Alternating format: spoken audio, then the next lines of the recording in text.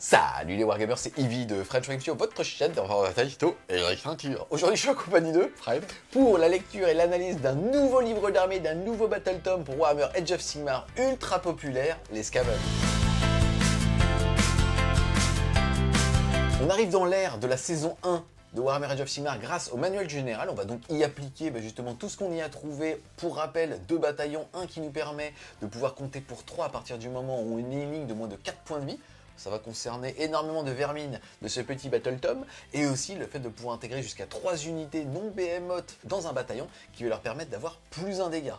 En tout cas, ça fait super plaisir de voir une vraie migration au sein de ce Battle Tome. On rappelle qu'en V2, c'est le Battle Tome qui avait apporté la destruction au sein du jeu, pas dans le fluff, quoique, mais au niveau de sa méta, puisque c'était l'armée qui est arrivée avec beaucoup de tirs.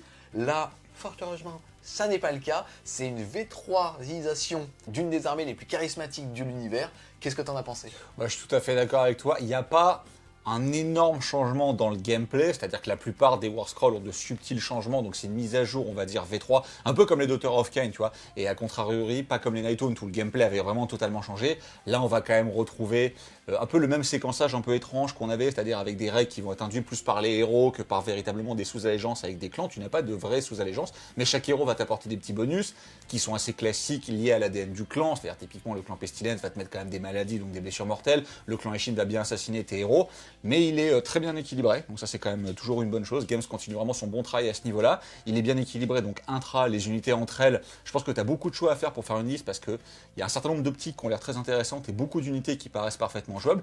Et même au niveau des autres Battle Tomes, je pense que tu as quand même les armes pour répondre à pas mal de choses dans la méta, aux menaces que peut t'apporter ton adversaire et à tous les défis tactiques que cette nouvelle saison du jeu peut t'apporter. Donc effectivement, c'est aussi à l'aune du nouveau manuel général qu'on va faire cette analyse-là, avec notamment un peu la prédominance qu'on peut imaginer des unités de horde ou ce genre de choses, avec encore une fois des réponses qui sont très bien timées dans ce Battle Tome, donc c'est un vrai bon boulot. Pour maintenant entrer dans le dur du Battle Tome, en tout cas partie allégeance, on va parler des traits de bataille des Skaven, c'est-à-dire des règles qui vont s'appliquer quoi qu'il arrive à partir du moment où vous décidez de jouer Skaven. Le premier, c'est diriger depuis l'arrière. Soustraire 1 au jet de touche pour les attaques d'armes de mêlée si la cible est un héros ami Skaven qui n'est pas un monstre et qui est à 3 pouces d'une autre unité Skaven qui comptait au moins 3 figurines. Bon, donc ça c'est classique, hein. On avait l'habitude de l'avoir, y compris en V1, en V2 évidemment, et là ça revient. Bon après c'est emblématique des Skaven, c'est une règle qu'ils ont quasiment depuis Battle, même le nom n'a pas changé. C'est un attention messire au corps à corps pour les héros Skaven non monstres, donc à noter par exemple que la cloche est un behemoth mais n'est pas un monstre. Donc elle pourrait en bénéficier, idem pour le creuset. En fait, il n'y a que les verminards qui est en colle qui n'en bénéficient pas. C'est une bonne règle, c'est toujours un peu de tanking en plus. On verra que d'habitude, les héros Skaven sont quand même pas réputés pour tanker. La mine de rien, la cloche a bénéficié, on va dire, du traitement V3 ainsi que le chaudron. Ils ont quand même eu quelques points de vie supplémentaires. Et même les unités de héros, il y a des traits de code, des artefacts qui permettent de tanker mieux. Donc pourquoi pas se faire quelques petits héros qui vont tanker. Dans tous les cas, c'est bon à prendre. Et puis combiner avec la règle qui arrive juste derrière, ça leur assure une certaine longévité. Et comme les buffs sont très importants dans les armées Skaven, c'est plutôt bien. La règle, c'est sauf qui peut, le fluff, c'est pour les Skaven, la couardise est une vertu cardinale. À la phase de combat, lorsque vous choisissez un héros Skaven ami qui n'a pas de monture pour le faire combattre, vous pouvez dire qu'il va se sauver au lieu de taper. Si vous le faites, le héros peut se replier. On rappelle que le repli est un type de mouvement, et c'est donc sa capacité de mouvement sans la possibilité d'advance. Alors là, ce qui est marrant, c'est que les cloches et les creusets sont des montures, donc ils ne peuvent pas se barrer. Bon, quelque part, c'est logique, tu vois pas la cloche se barrer. Par contre, les verminarques sont monstres, mais ne sont pas des montures. Donc eux, par contre, ils peuvent se barrer. C'est-à-dire, c'est les démons majeurs du Racornus, c'est des rats démons de 10 mètres de haut, et ils peuvent s'enfuir comme des lâches. C'est quand même des bonnes grosses brutes de close dans cette nouvelle édition, donc t'as pas forcément envie de les faire se sauver. Par contre, s'ils sont blessés ou sur le point de mourir, il faut quand même que votre adversaire fasse assez attention à son séquençage.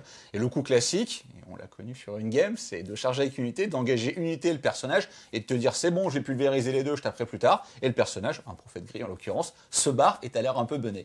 Voilà, donc ça reste quand même une bonne règle. Et combiné à celle d'avant, encore une fois, ça donne du tanking aux héros Skaven, ils en ont besoin. Yes, ce qui est assez rigolo maintenant, c'est la nouvelle règle, l'union fait la force. Ajoutez un pouce à la portée des armes de mêlée des unités Skaven amis pour chaque tranche complète de 10 figurines de l'unité qui attaque, jusqu'à un maximum de 3 pouces.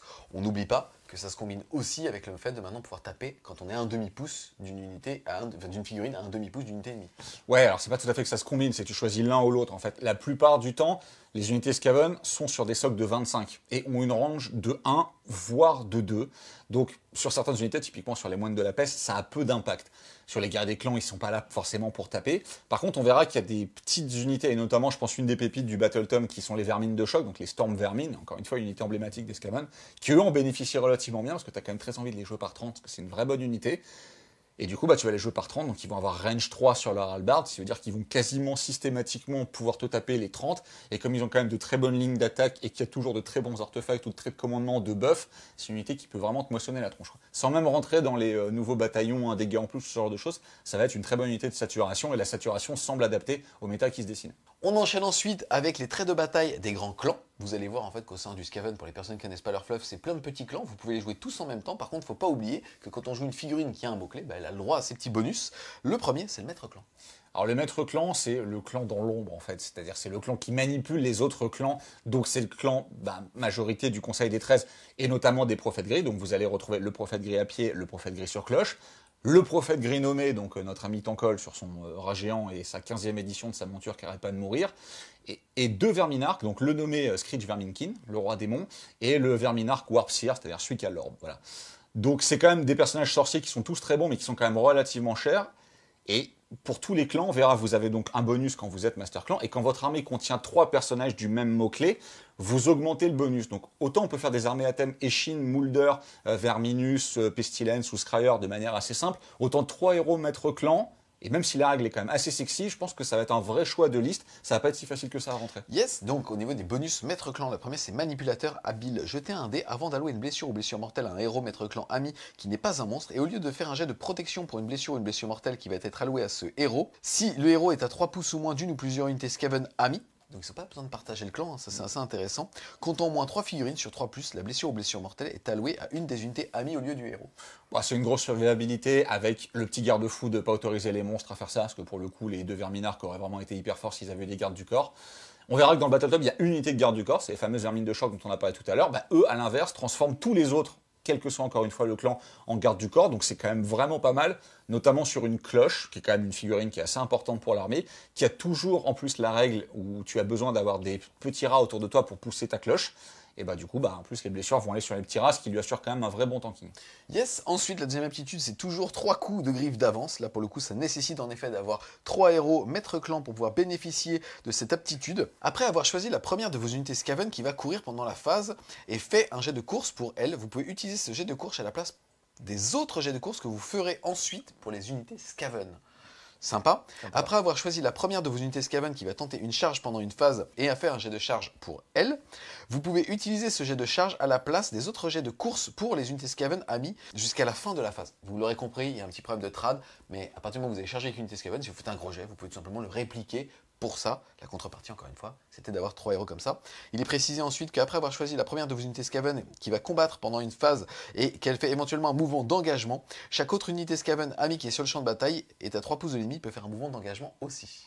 Et en plus, c'est dit juste après que ça n'empêche pas de faire un vrai mouvement d'engagement quand eux-mêmes vont s'activer. Donc ça là est quand même relativement fort, les deux autres sont un peu plus aléatoires. Après, on rappelle qu'il y a quand même un certain nombre de fiabilisateurs qui existent. C'est fort, surtout la troisième, pour le coup. Maintenant, encore une fois, le problème, c'est 3 héros Maître Clan. En avoir un, voire 2, ça paraît possible. Aller chercher le troisième, c'est plus compliqué, sauf si on prend Tankol, qui lui va compter comme plusieurs, ce qui est vraiment très très sournois. Mais je vois mal une liste armée où tu vas jouer par exemple 2 prophètes gris à pied et Screech pour dire je vais aller chercher ce bonus là. Ça commence quand même à coûter relativement cher. Pour un bonus qui est sympathique certes, mais je pense trop cher payé en points si tu vas le chercher. Maintenant, si vous l'avez, c'est quand même vraiment sympa en termes de tricks de jeu, notamment sur les mouvements d'engagement. On passe ensuite au clan Moulder, et là c'est qui les Moulder? Alors le clan Moulder, c'est typiquement les mutateurs un peu fous qui font les rats ogres ou notamment les abominations de Malphos. Dans le Broken Rim Be'lakor de mémoire, il y avait eu un certain nombre de règles qui avaient été amenées, notamment sur les rats ogres ou sur l'abomination. La plupart sont repris ici, c'était quand même des vrais bons bonus. Et après, t'as deux héros Moulder. En fait, t'as le méga héros Moulder Corruptor et le petit novice qui est pas encore mort, qui s'est pas encore fait manger par l'abomination. Il y a des trucs relativement forts là-dedans. Au début du premier round de bataille, après avoir déterminé qu'il y a le premier tour, mais avant le début du premier tour, vous pouvez choisir une abomination et lui donner justement un trait de mutation. Si jamais on a 3 maîtres Moulder dans sa liste, alors toutes les abominations de son armée pourront recevoir une mutation. Il est précisé qu'une abomination ne peut pas avoir plusieurs mutations. La première des mutations, c'est le ligament renforcé. Cette unité a une caractéristique de blessure de 16 et une caractéristique de sauvegarde de 4. C'est pas mal, parce que mine de rien, elle a eu quand même plus de PV qu'avant. Maintenant, elle en a 14 de base. Améliorer sa sauvegarde à 4+, c'est toujours bon à prendre. En soi, c'est vraiment pas dégueu de PV et en sauvegarde de plus. Après, je pense qu'il y en a d'autres qui sont un petit peu meilleurs. À voir si réellement tu veux faire une armée à thème Moulder et que tu joues au moins 3 héros, je pense que tu vas jouer 3 abominations dans tous les cas. Et dans ce cas-là, tu seras content d'avoir tous les bonus. Mais si tu n'as que 1 héros et une abomination, Et je pense que si tu as une abomination, ça vaut le coup d'aller chercher un héros pour faire une paire assez sympathique. Je pense que tu n'iras pas forcément chercher celui-là. Ensuite, celui-là est pour toi, Behemoth pesant pour la règle. Cette unité a une caractéristique de mouvement de 7. De plus, les jets de charge pour cette unité sont automatiquement de 7. Ne faites pas de jet. Et je l'aime pas du tout celui-là. Parce qu'en fait, le truc, c'est que l'adversaire, il sait que tu as ça, il n'y a plus aucune surprise, il se met à 15 et il dit bah voilà, c'est terminé, bouge de 7, charge à 7, tu ne Oui, chopes pas. mais 7, c'est plus que ce que tu peux faire avec 2 dés potentiellement. Ah bah ça c'est sûr que c'est plus, mais le truc c'est que c'est tellement lisible. En fait, l'avantage de l'abomination, c'est qu'elle est ultra aléatoire, donc des fois elle peut vraiment surprendre l'adversaire en se propulsant comme une folle. Là, elle devient extrêmement lisible. Celui-là existait déjà et il n'a jamais été joué justement parce qu'il est beaucoup trop simple à lire. Ensuite, masse frémissante, ajoutez un à chaque jet que vous faites pour l'aptitude avalanche de chair de cette unité. Alors l'avalanche de chair, c'est l'aptitude extrêmement forte qu'ils ont gardée, qui au début, tant qu'elle est sur son profil maximum, est très très fiable parce que c'est quasiment du 2 plus reroll, donc c'est quand même, voilà, ça passe en général. Et ça va mettre des blessures mortelles à toutes les unités à portée de l'abomination. Alors comme on est quand même, on pense, dans l'ère de la horde qui va arriver, ça va rendre l'abomination très méta, notamment grâce à cette aptitude-là. Avant, on ne la prenait pas parce que si vraiment on avait besoin de gérer de la horde, on claquait le petit CP de Gur pour passer à profil maximal et du coup on tapait bien. Maintenant, ce CP n'existe plus parce que c'était l'ancienne saison. Donc une abomination bien blessée sera quand même moins efficace là-dessus. À voir si vraiment son but c'est de faire un bélier qui va défoncer de la horde, tu peux peut-être aller chercher celle-là. Mais je pense que c'est celle d'après qui est vraiment bien. Vous pouvez utiliser l'aptitude de monstruosité régénérante de cette unité à la face de héros adverses en plus de la vôtre. Alors, c'est une aptitude qui te heal de D3.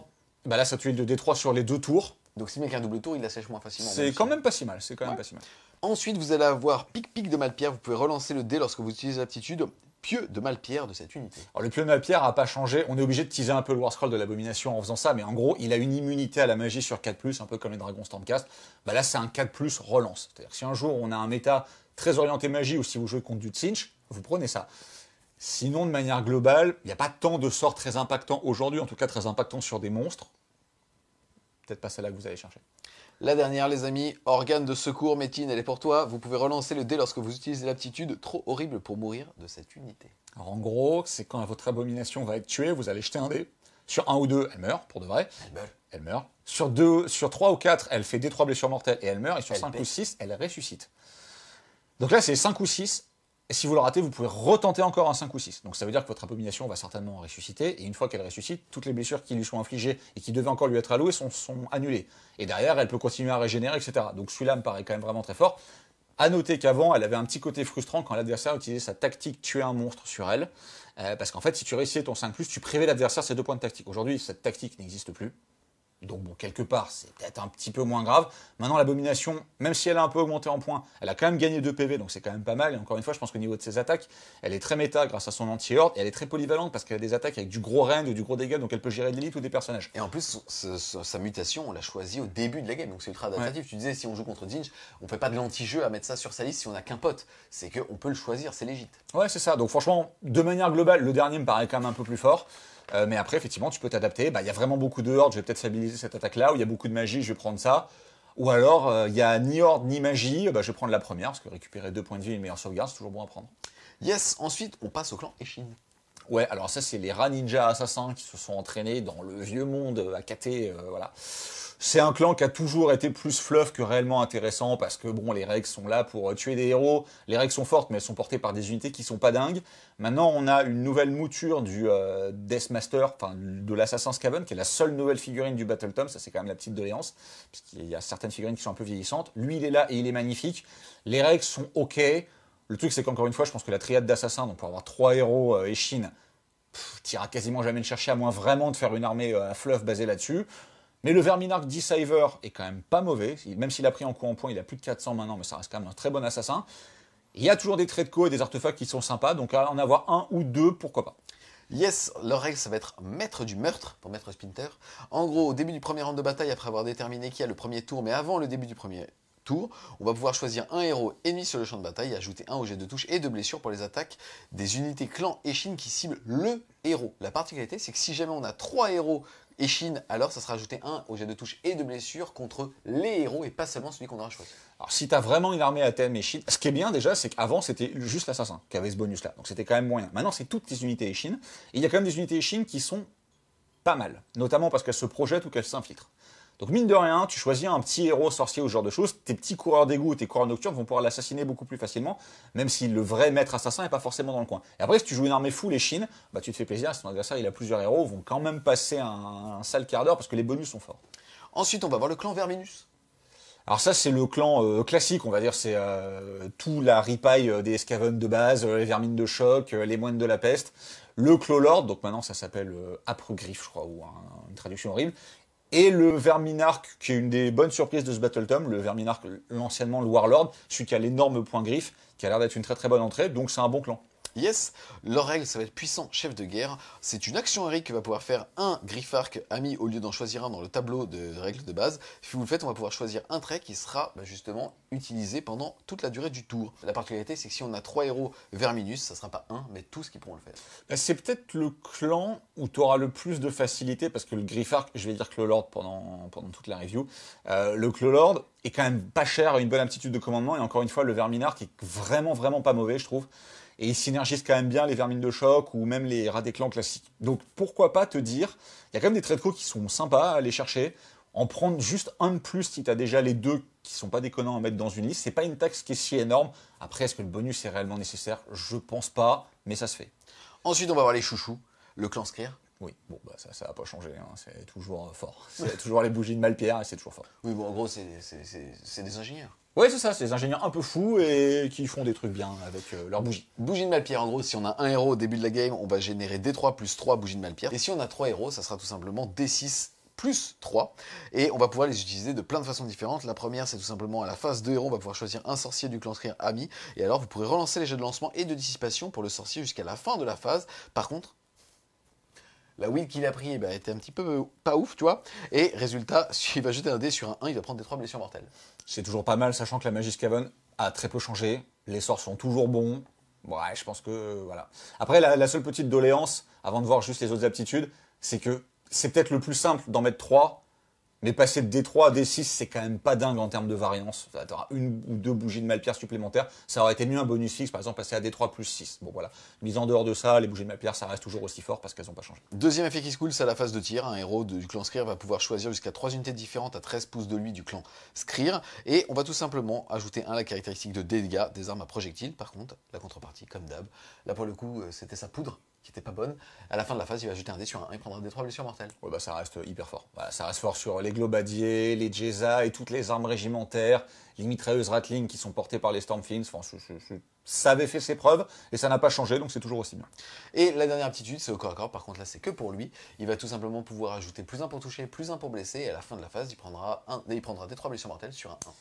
Alors, si vous avez un sorcier qui est sur le point de mourir, vous avez des attaques assez aléatoires, vous pouvez elles aussi les surcharger, donc tu surcharges l'arme et tu prends la bougie, comme ça tu es sûr de te tuer toi-même, mais mine de rien, tu peux mettre quand même quelques buffs avant de crever. Bon, c'est plus rigolo qu'autre chose, mais on a toujours ce côté un peu ADN Skaven, très aléatoire, où des fois tu vas faire des trucs exceptionnels parce que les dés sont avec toi, et des fois tu vas misérablement t'exploser tout seul. C'est bien de l'avoir gardé, mais clairement c'est les deux au-dessus qui sont Yes, ensuite on passe au clan Pestilence. Bah, le clan qui vénère Nurgle sans trop le dire, enfin qui vénère l'aspect corrupteur du rat cornu, donc il peut s'allier aussi avec des unités Magotkin. Voilà, c'est le clan des pestes. Globalement, ça n'a pas changé non plus, c'est-à-dire que donc c'est des prêtres, et quand ils vont réciter leur prière, donc ils vont faire leur jet de lancement de prière, et qu'ils vont faire un 6, ils vont déclencher un effet qui se coule supplémentaire. Alors je dis qui se coule parce que dans le Battletome d'avant, c'était juste ça, c'était juste qui se coule. Là, il y en a des quand même très énervés. En plus de ça, ils vont quand même avoir plus 1 au jet de récitation pour chaque héros Pestilence à 13 pouces ou moins 2, et comme tu l'as dit, sur un 6, ça fera un effet qui se coule. La première, ça va être tout simplement la peste bubonique. Si cette grande plaie se manifeste, désignez l'unité ennemie la plus proche à 13 pouces ou moins du prêtre, elle est infectée par la peste. Là, l'unité ennemie la plus proche va quand même prendre 2 des 6 blessures mortelles. What the fuck quand même. Ouais, boum. Et si l'unité infectée est détruite par ces blessures mortelles, vous pouvez choisir une autre unité ennemie à 6 pouces ou moins de celle-ci, elle subira des 6 blessures mortelles. Si la seconde unité est détruite, alors on prendra une autre unité ennemie à 6 pouces ou moins d'elle, et par contre elle ne prendra que des 3 blessures mortelles. Et par contre ça on va le répéter ad vitam aeternam jusqu'à plus personne à 6 pouces ou sur terre. Ouais, alors le premier effet il est quand même vraiment super violent parce que les deux blessures mortelles ça fait vraiment extrêmement mal. Le clan Pestilence a quand même des belles sources de blessures mortelles assez fiables, notamment le prêtre de la peste sur Creuset. qui est pour le coup bien tanky, est une belle brute de close, donc lui sera assez souvent, je pense, à 13 pouces de l'adversaire. Alors évidemment, si tu fais 6 sur ta toute première prière, bah, tu la mets un peu dans le vent, bah, tu choisis pas celle-là, t'en choisis une autre, mais celle-là, elle a vraiment le potentiel de faire des gros trous dans l'armée adverse. Yes, ensuite on va avoir le fléau purpuracé qui fait que si cette grande plaie se manifeste, on va pouvoir choisir l'unité ennemie la plus proche à 13 pouces ou moins du prêtre. Elle sera alors infectée par le fléau purpuracé jusqu'à la fin de la bataille. Comme d'hab, s'il y a plusieurs unités équidistance, on va pouvoir choisir laquelle. Et l'unité infectée subit une blessure mortelle de plus au début de chaque tour. L'unité affectée et chaque unité ennemie à 1 pouce ou moins d'elle subissent une blessure mortelle. Bah, comme c'est à chaque tour, c'est pas si mal, parce que si tu arrives à la déclencher quand même relativement vite, tu peux mettre entre 6 à 8 blessures mortelles. Sur un personnage, je trouve ça quand même relativement fort. Ensuite, on va avoir la lèpre rupicombe. Si cette grande plaie manifestée désignait le héros ennemi le plus proche à 13 pouces ou moins du prêtre, celui-ci sera infecté par la prêtre et jusqu'à la fin de la bataille, au début de la phase de combat, si le héros ennemi infecté se trouve à 3 pouces d'une ou plusieurs unités de son armée et s'il n'est pas à 3 pouces d'une figurine de votre armée, alors traitez ce héros comme une figurine amie jusqu'à la fin de la phase de combat. Bah, en fait, l'effet est plus psychologique qu'autre chose, parce qu'à partir du moment où tu déclenches ça, l'adversaire se pousse. Mais c'est-à-dire que son héros est tout seul, au milieu de la pampa. Parce que sinon tu le contrôles et tu tapes avec son propre héros sur ses propres unités. Donc ça c'est quand même assez rigolo. Il y a quand même un tour où tu peux le séquencer, où l'adversaire il n'a pas forcément eu le temps de s'écarter, ou ce genre de choses. Donc mine de rien, ça peut être pas mal. Et c'est surtout, je vois trop aujourd'hui, il y a quand même l'apparition des règles bodyguard qui est arrivée. Donc en général, ils sont à moins de 3 pouces des copains pour être protégés. Et à AOS, on est obligé de taper si on est, entre guillemets, à range de l'arme. En tout cas, pas à portée d'engagement, mais à range de l'arme. Donc il y a un monde dans lequel des berserkers ils vont se retourner vers le Rune Phaser, il faut faire papa. Tu te rappelles Noël? Et chais. Ensuite, on va avoir la peste différée. Si cette grande plaie se manifeste, vous pouvez relancer les jets de prière pour les prêtres des clans Pestilence amis jusqu'à la fin de la bataille. Et enfin, la dernière, brucellose calamiteuse. Si cette grande plaie se manifeste, désignez l'unité ennemie la plus proche à 13 pouces ou moins et jetez un dé pour chaque figurine de l'unité désignée. Pour chaque jet de 4+, l'unité ennemie subira une blessure mortelle. C'est un sort de gestion de horde qui est pas mal. Maintenant, on verra qu'ils en ont d'autres, mais de même puissance. Hein. En général, c'est du 4+. Comme on va pas se répéter à chaque fois, mais on sent que les hordes risquent quand même de revenir, notamment avec ce Battle Tome là. Une gestion de horde qui te fait 50% de ta horde si t'as pas de horde ou que t'as un point de vie, c'est quand même pas mauvais. On passe ensuite aux traits de commandement, les machinations habiles. On rappelle que les traits de commandement sont uniques, c'est-à-dire qu'en gros, dans une liste, on ne peut en avoir qu'un, mais qu'il n'existe pas, contrairement aux artefacts, mais justement des bataillons pour pouvoir en débloquer. Mais, on l'a vu tout à l'heure, dépendamment de son clan, on va pouvoir aller en débloquer quasiment à chaque tour. Le premier, c'est l'adversaire sournois à la phase de combat. Si ce général combat à 3 pouces ou moins d'une unité ennemie qui n'a pas encore combattu à cette phase, ajoutez-2 la caractéristique d'attaque des armes de m'aider de ce général. Alors, il y a deux choses à noter sur celui-là. Bon, déjà, le bonus est quand même relativement fort quand tu séquences bien tes unités. On rappelle qu'encore une fois, les Verminarques, à part Screech, ne sont pas des personnages nommés, donc sont éligibles à obtenir des traits de commandement. Donc tous peuvent aller chercher celui-là, parce qu'il n'est pas lié à un héros. C'est le seul qui n'est pas lié à un héros, et mine de rien, il est quand même assez sympathique. Ensuite, on va passer au trait de seigneur de guerre pour les maîtres clans. Héros maître clan seulement si vous faites l'action héroïque du commandement héroïque avec ce général, vous pouvez relancer le dé qui détermine si vous recevez ou pas un point de co. Ouais, je trouve ça cher de payer un trait de commandement, comme tu as dit, c'est unique pour relancer un éventuel 4+, ou un éventuel 2+, c'est pas exceptionnel.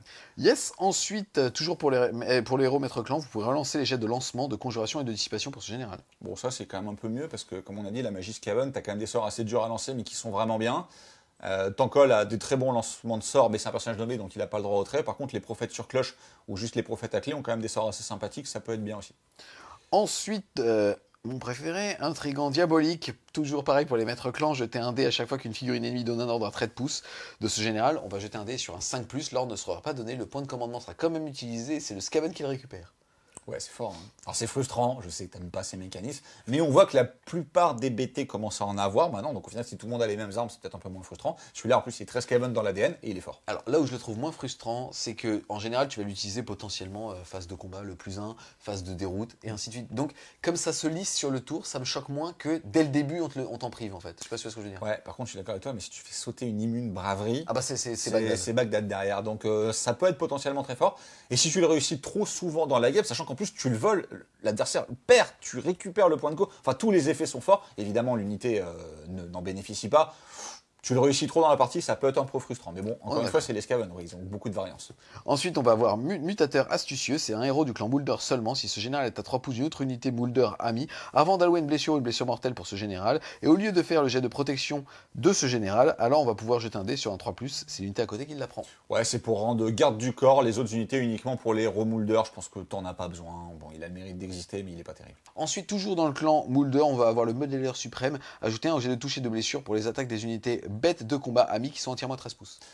Alors ça par contre c'est beaucoup plus fort, parce que déjà c'est un très très gros bonus, plus un touche, plus un blesse, et les bêtes de combat, il y en a deux, ça a été la bonne surprise, c'est que les rats ogres, qui est une unité qui est pas mauvaise, et bêtes de combat, évidemment l'abomination de Malphos, et bêtes de combat aussi. Donc c'est deux bonnes unités qui tapent très fort, et avec plus un touche, plus un blesse, bah, vont taper encore plus fort. Ensuite, toujours pour les clans Boulder, on va pouvoir dire qu'une fois par bataille, si ce général est sur le champ de bataille, quand une unité de Meutami est détruite, vous pouvez dire qu'elle appelle d'autres créatures en première ligne. Si vous le faites, jetez un dé sur 3+. Une nouvelle unité de remplacement identique à l'unité qui a été détruite de votre armée arrive. Elle sera placée entièrement à 13 pouces ou moins de général et à plus de 9 pouces de toute unité ennemie.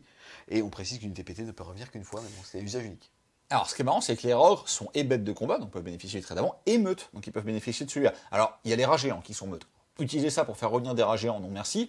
Par contre, si on a une unité de 6 rats ogres, parce qu'ils peuvent devenir des lignes, donc ils peuvent être renforcés 2 fois, ils sont 2 à la base, donc ils peuvent être 6, ça fait une unité qui est quand même à plus de 300 points, mais qui tape vraiment très très fort. Donc mine de rien, la faire revenir sur un 3+, qui est quand même relativement fiable, ça peut ne pas être mauvais du tout. Donc, si tu as une unité de 6 rats ogres, à voir entre celui-là et celui qui leur donne +1, qui est quand même pas désagréable non plus. Si tu n'as qu'une abomination, bah, tu iras chercher le +1. Et si tu n'as que des rats géants, tu prendras ça, mais tu n'auras pas que des rats géants. Donc moi j'aime beaucoup. Maintenant on passe au clan Eshin. Je me dis que dans un petit format, tu sais, pour apprendre à jouer, où tu te fais une liste à thème à 500, 750 points en clan Eshin, là tout simplement, ce général va alors compter comme 2 vis-à-vis du trait de bataille et maître du meurtre. C'est-à-dire qu'en gros, il comptera comme 2 héros sur les 3 nécessaires pour débloquer les bonus. Ouais, c'est là que je trouve ça sympa, parce que mine de rien, c'est pas si compliqué. Par exemple, si tu as un Verminark Deceiver, qui est un gros perso à plus de 400 points, mais qui est un très bon assassin, tu peux très bien prendre le petit à côté, filer un trait de co à un des deux et te dire, ok, maintenant toutes mes unités Eshin, donc il faut quand même en jouer un certain nombre adverses, mais ont plus un touche, plus un blesse sur tous les héros d'en face. Dépendamment de la liste de votre adversaire, ça peut quand même vraiment pas être mauvais non plus. Effectivement, c'est un bon trait de co. Ensuite, on va avoir Maître des Ombres. Ce général ne peut pas être choisi comme cible d'une attaque d'arme à projectile tant qu'il a un pouce d'un terrain.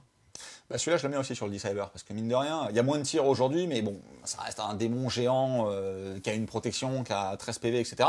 Mais sur du tir nourri, il pourrait tomber avant de faire son boulot, bah là, du coup, il tombera pas. Tu fais du ping-pong, tu sais, de terrain en terrain Ouais, avant d'impacter. En plus, il a toujours la téléportation, lui. Il peut toujours se téléporter à 6 pouces des unités adverses, etc. Donc, non, il est pas mauvais. Et mine de rien, ça marche aussi sur les fameuses Overwatch. Donc, comme tu as quand même un gros socle, hein, parce que c'est des démons majeurs. Tu vas rien déchaîner, mon pote. Voilà, tu peux charger, prendre l'unité, dans le pivot de ta charge, faire que ton socle termine à 1 pouce d'un décor et tu m'Overwatch pas. Donc, il y a des trucs à faire avec celui-là, je l'aime bien. Ensuite, on va avoir l'agilité incroyable. Ce général peut voler. Et en plus, vous allez pouvoir réaliser l'action Heure de Gloire 2 fois par game. Bah, la première partie est relativement anecdotique parce qu'encore une fois, le Deceiver, c'est quand même sur un Deceiver que tu as envie de mettre le tréco, il se téléporte relativement facilement à 6 pouces en plus de l'adversaire. Donc c'est pas si bien que ça. Par contre, lui qui puisse te faire 2 heures de gloire, ça peut commencer à pas être mauvais, quoi, parce que mine de rien, il tabasse le garçon. Donc pas mauvais. Yes, ensuite on passe au héros Verminus. Là, tout simplement, c'est comme tout à l'heure, c'est simplement que si jamais celui-ci est à 3 pouces d'unité Skaven ami, avant d'allouer une blessure mortelle, on va jeter un dé sur un 3+, c'est une à côté qui la prend. Ouais, bah en fait, comme les vermines de choc sont déjà garde du corps pour les Verminus, je pense que celui-là, t'en as pas besoin. Ensuite, on va avoir Seigneur Sauvage. En gros, alors vous allez pouvoir dire que cette unité va ramener l'ordre. On parle pas de l'ordre qui écoute un PC, on parle de l'ordre de la police. Et en gros, si vous le faites, cette unité ne fera pas de test de morale, mais à côté de ça, elle va prendre des 3 blessures mortelles. Ah mais non, c'est pas mal, parce que bon, les Skaven ont une bravoure pourrie, hein, ça va pas changer. Et tu as perdu l'immune bravoure de zone qui était conférée par la cloche. Alors tu l'as toujours sur les unités Pestilence sur le creuset, mais tu l'as plus sur les unités Verminus. Donc si tu joues un certain nombre de grosses unités de vermines de choc, et je pense que tu as quand même relativement envie de le faire, ça peut être vraiment pas mal ça. Un qui aurait été très fort en méta monstre, c'est le puissant Alpha. Héros Verminus seulement, les 2 premières blessures ou blessures mortelles infligées à ce général, à chaque phase, sont annulées. Et bah je trouve vraiment pas mauvais sur le Verminark du clan Verminus, justement. Parce que c'est quand même une énorme brute de close, qui en plus a ses gardes du corps à côté. Parce que même si les monstres, les vermines de choc peuvent le prendre en garde du corps, enfin peuvent prendre les battes pour lui. Et mine de rien, annuler les 2 blessures à chaque phase, c'est quand même un gros bonus défensif. Donc tu peux te retrouver avec un rat démon qui est très très dur à aller chercher, qui buff en plus ses gardes du corps avec une très bonne aptitude de commandement et qui lui-même tape vraiment comme une mule. Il y a peut-être une combo assez intéressante à faire avec ce noyau dur, on va dire, Verminark, vermine de choc à côté, qui je pense va bien tanker, va bien taper.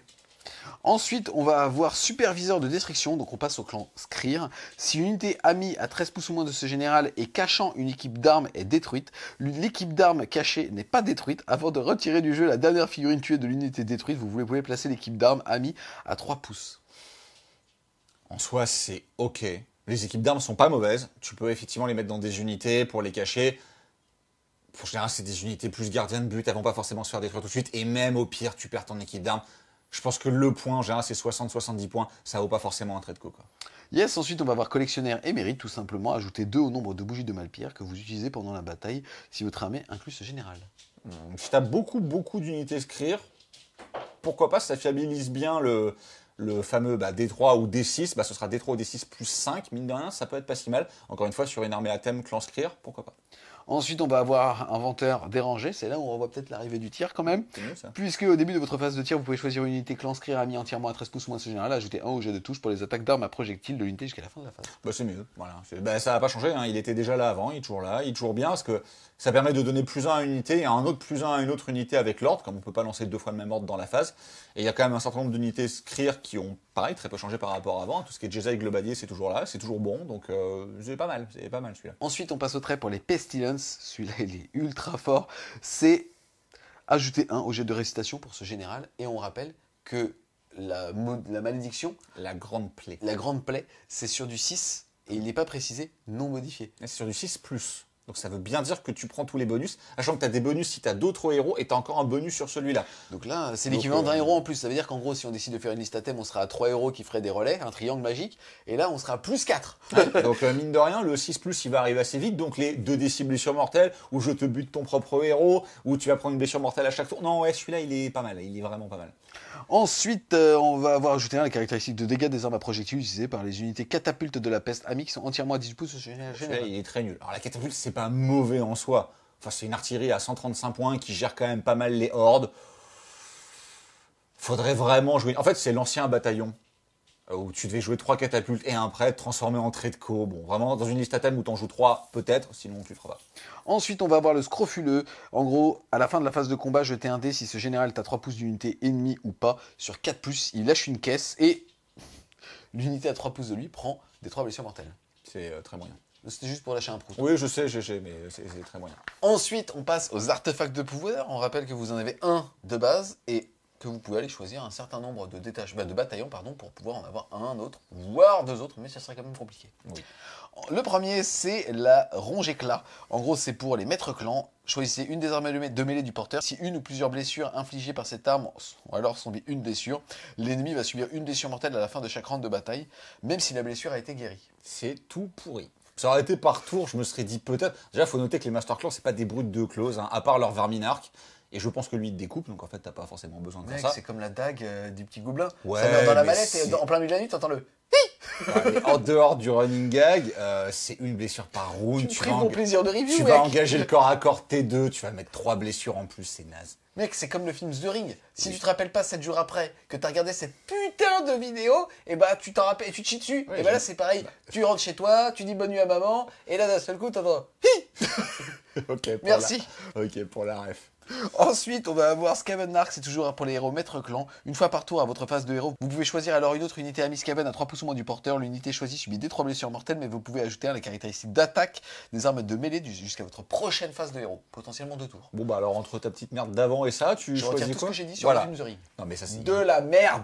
il est monstrueux celui-là. Il est monstrueux. En fait, je pense qu'il auto-include quasiment l'entrée d'un héros Master Clan quelconque dans votre liste, peu importe, quitte à ce que ce soit un petit prophète gris si vous voulez pas jouer la cloche, juste pour porter ça. Parce qu'en fait, c'est plus une attaque, donc c'est ultra fort, une fois par tour, alors qu'avant c'était une fois par bataille.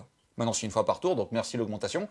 Alors tu vas prendre des 3 BM, et typiquement tu t'en fous complètement, et plus une attaque est quand même vraiment très très fort. Il n'y a aucune limitation. Tu peux faire ça sur du Eshin, du Verminus, c'est hyper fort. Donc ça c'est auto-include. Ensuite, on va voir le sceptre de suprématie légitime. C'est pour un héros maître clan. On va soustraire tout simplement un au jet de lancement des sorciers qui sont à 13 pouces ou moins de lui. Et une fois par bataille, on va pouvoir conjurer auto un sort à 13 pouces.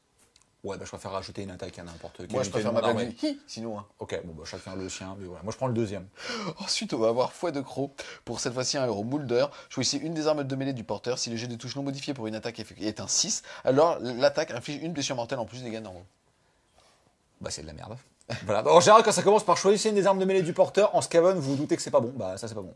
Ensuite, on va avoir la couronne enragée pour toujours un clan Moulder. Ajouter un jet de touche pour les attaques des unités de bêtes de combat des clans Moulder et de meute des clans Moulder qui sont entièrement à 13 pouces. Ah, bah, ça, c'est bien. Hein. Bah, La c'est- boule, le ogre, les rats géants, tout ça, plus un pour toucher. Donc, j'ai même pas besoin d'utiliser mes CP pour des attaques en règle. Ou je peux encore le faire si l'adversaire me mettait un éventuel -1. Donc, j'ai toute mon armée qui touchait à 3, qui va toucher à 2.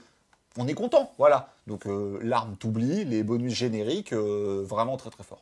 Ensuite, on va pouvoir avoir le sale cuir, toujours pour le clan Moulder. Le héros a une caractéristique de blessure de 10. En outre, au début de chaque phase de héros, il récupère un PV. C'est marrant parce que t'as quand même un tout petit rack à 10 PV, quoi. Puis rien que le fluff de l'armure dégueulasse de peau est marrant. En fait, il aurait été vraiment bien. En tout cas, il aurait été drôle, mais celui dessus est tellement beaucoup plus fort que tu prends celui dessus. Encore une fois, comme tu as dit, aujourd'hui, ça va pas être si facile que ça de rentrer des bataillons pour avoir des artefacts supplémentaires. Je pense que, c'est faisable, parce qu'il faut quand même caler les 2 bataillons qu'on a vus dans le manuel général, qui sont, je pense, assez indispensables. Ou si tu es en one drop, tu peux pas rentrer cela. Donc, tu auras peut-être 2 Arthos max dans ta liste, donc tu vas malheureusement pas aller chercher ça, mais il est rigolo. Et en plus ça, tu perds attention messire. En plus. Donc tu perds ton -1 pour être touché. Après, il y a des bodyguards. Hein, Mais t'as 10 PV, donc t'es un rat très costaud. Vas-y, tire-moi dessus. Mais en fait, même dans une armée à thème, tu peux pas le sauver, parce que dans une armée à thème, t'as quand même envie de donner +1 pour toucher en bulle à toute ton armée. Enfin, c'est tellement au-dessus que bah celui-là, non, malheureusement. Mais il est drôle. Ensuite, on va tout simplement avoir pour le clan Eshin, une fois par bataille, le fait de boire sa petite potion et d'être frappe en premier. C'est potentiellement pas si mal sur un double assassinat où t'enverrais 2 assassins, comme ça, tu casses le séquençage et tu peux activer les 2 d'abord. C'est cher payé un artefact Quand pour tu vois que ça. t'as fait une boulette, tu utilises ton artefact et le deuxième se barre. Ouais, au pire, tu peux faire ça. Si le premier a pas tué, c'est bah salut. Ensuite, on va avoir la cape d'étaleuse. Une fois par bataille, à la fin de la phase de mouvement, vous pouvez retirer le porteur du champ de bataille et le remplacer n'importe où à plus de 9 pouces de toute figurine ennemie. En fait, t'as un sort qui te fait ça. Donc c'est l'évasion. Et t'as le sort spécial de l'assassin Radémon, la redoutable évasion, qui te fait ça à 6 pouces. Donc en fait, pourquoi avoir un artefact? Alors, à part que c'est plus fiable qu'un spell, mais ça des spells, t'en as quand même un certain nombre, alors que ça, t'en as pas tant que ça, des artefacts. Donc encore une fois, un peu déçu celui-là. Un Oui. qui est putain de sympa, il est très fort, mais il est surtout cool en termes d'ouverture d'esprit. En gros, c'est la ronge bombe, un héros Eshin seulement une fois par bataille à votre phase de héros. Vous pouvez choisir un élément de terrain à 6 pouces ou moins de lui jusqu'à votre prochaine phase de héros. Le terrain sera considéré comme un trou de vermine. Donc En plus des règles. Le trou de vermine, on rappelle, c'est le décor de faction des Skaven, donc vous en placez 3 à 18 les uns des autres et à moins de 8 pouces du bord du champ de bataille. Alors maintenant que les tables sont plus petites, enfin maintenant ça fait un an que c'est comme ça, mais maintenant qu'on est en V3 et que les tables sont plus petites, mine de rien, tu trouvais des angles de tir assez faciles, et en fait ça permet de téléporter les unités d'un trou de vermine à un autre trou de vermine. Bah là, quand tu te dis que tu peux transformer n'importe quel décor au hasard, ceux qui sont en plein milieu de la table, en ça, et faire venir des unités de backline ou ce genre de choses, des Stormfiends pour les mettre à portée, ce genre de choses, non, en termes de jeu, il est vraiment très bon celui-là. Même en termes de lecture adverse. Enfin, franchement, c'est super difficile de se dire qu'en fait, finalement, le gars est capable de faire un trou, un compte des trous, n'importe où sur le champ de bataille. Donc, Ouais, franchement, non, mais il est vraiment bien. Ensuite, on passe au clan Verminus, il l'a sorti. Bouclier Là, de tu m'as distraction. cherché. Le porteur ne peut pas être choisi comme cible d'une attaque que par plus d'unités par phase. On a déjà vu des effets similaires dans d'autres Battletoads, mais ça a l'air fort, et en fait, après les avoir testés, c'est pas si bon que ça, parce que c'est très rare les séquençages où t'en as vraiment l'utilité. Peut-être sur le méga Verminarch dont on a parlé tout à l'heure, dans le build un peu défensif, où en plus il ignorerait les 2 premières blessures qu'il a subies, ça peut te faire un truc assez sympa.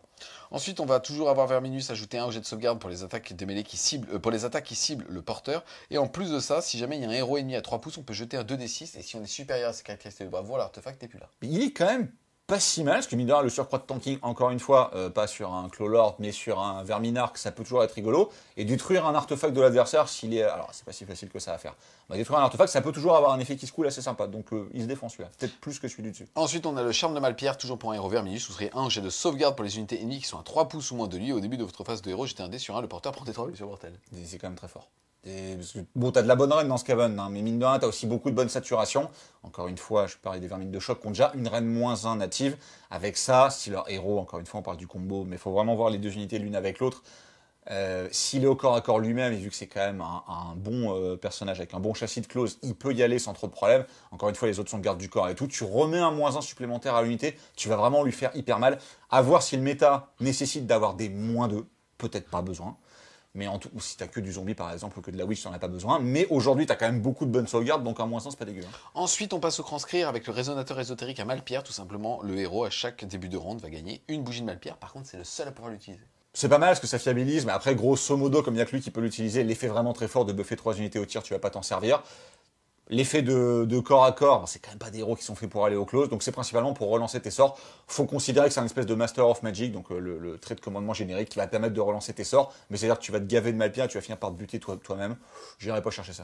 Ensuite, on va avoir la fiole de fulmination, toujours pour le transcrire. Au début de votre phase de mouvement, on va choisir une machine de guerre à 6 pouces ou moins du porteur et on va doubler sa caractéristique de mouvement. La contrepartie, c'est qu'à la fin de la phase, on jette un dé sur un 1, elle prend des 3 mortels. Donc il y a 2 machines de guerre du clan Skryre, il y a le canon qui bouge de 3, donc le faire bouger Tis n'a absolument aucun intérêt. Par contre, il y a la roue Infernal. qui bouge de beaucoup, et donc vous pouvez faire une roue qui bouge de 8d6, enfin de 4d6 x 2 en l'occurrence.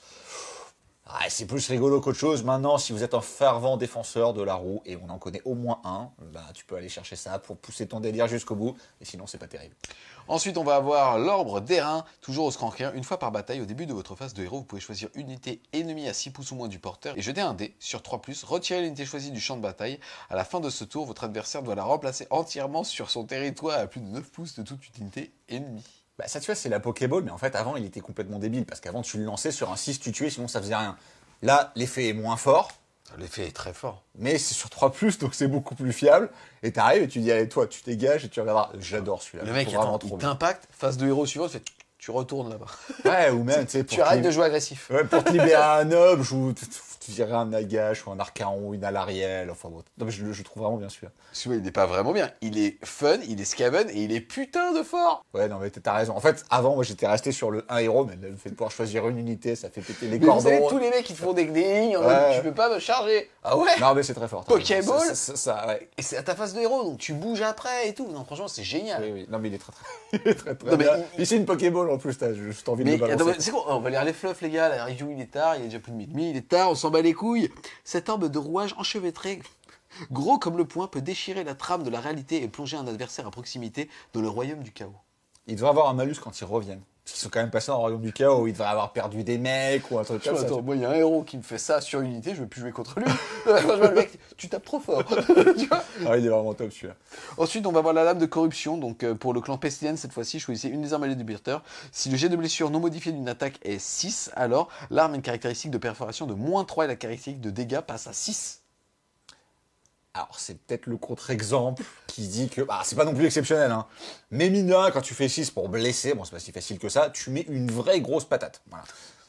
Il y a quand même quelques héros Pestilence qui ont un certain volume d'attaque, donc tu peux peut-être aller chercher un 6 si tu as un tout petit peu de bal au dé. Bon, enfin, on a vu le Scaven Nectar là, qui te donne plus un touche, plus un blesse. Enfin, l'injecteur de Malpire, on a vu tellement de trucs tellement meilleurs que je pense que celui-là, tu n'iras jamais le chercher. Mais bon, il est là et il est pas si mal. Ensuite, on va avoir le Fumigatus, qui est pour héros Pestilence toujours. Au début de la phase de combat, vous pouvez choisir une unité ennemie à 3 pouces ou moins du porteur et jeter un dé. De 1 à 2, il se passera rien. De 3 à 4, elle prendra D3 blessures mortelles. Et sur 5-6, elle prendra D6. Bah, ça, C'est pas usage unique, moi c'est ça qui me choque. Ça, combiné à ton trait de code de Prout là tout à l'heure, où tu sais, tu mets des BM, etc., sur un creuset qui met déjà beaucoup de BM par lui-même, tu peux quand même avoir une petite bombe de BM au milieu de ta liste qui tank relativement bien et qui met beaucoup de BM. Donc, dans cette optique-là, tu peux aller le chercher, why not?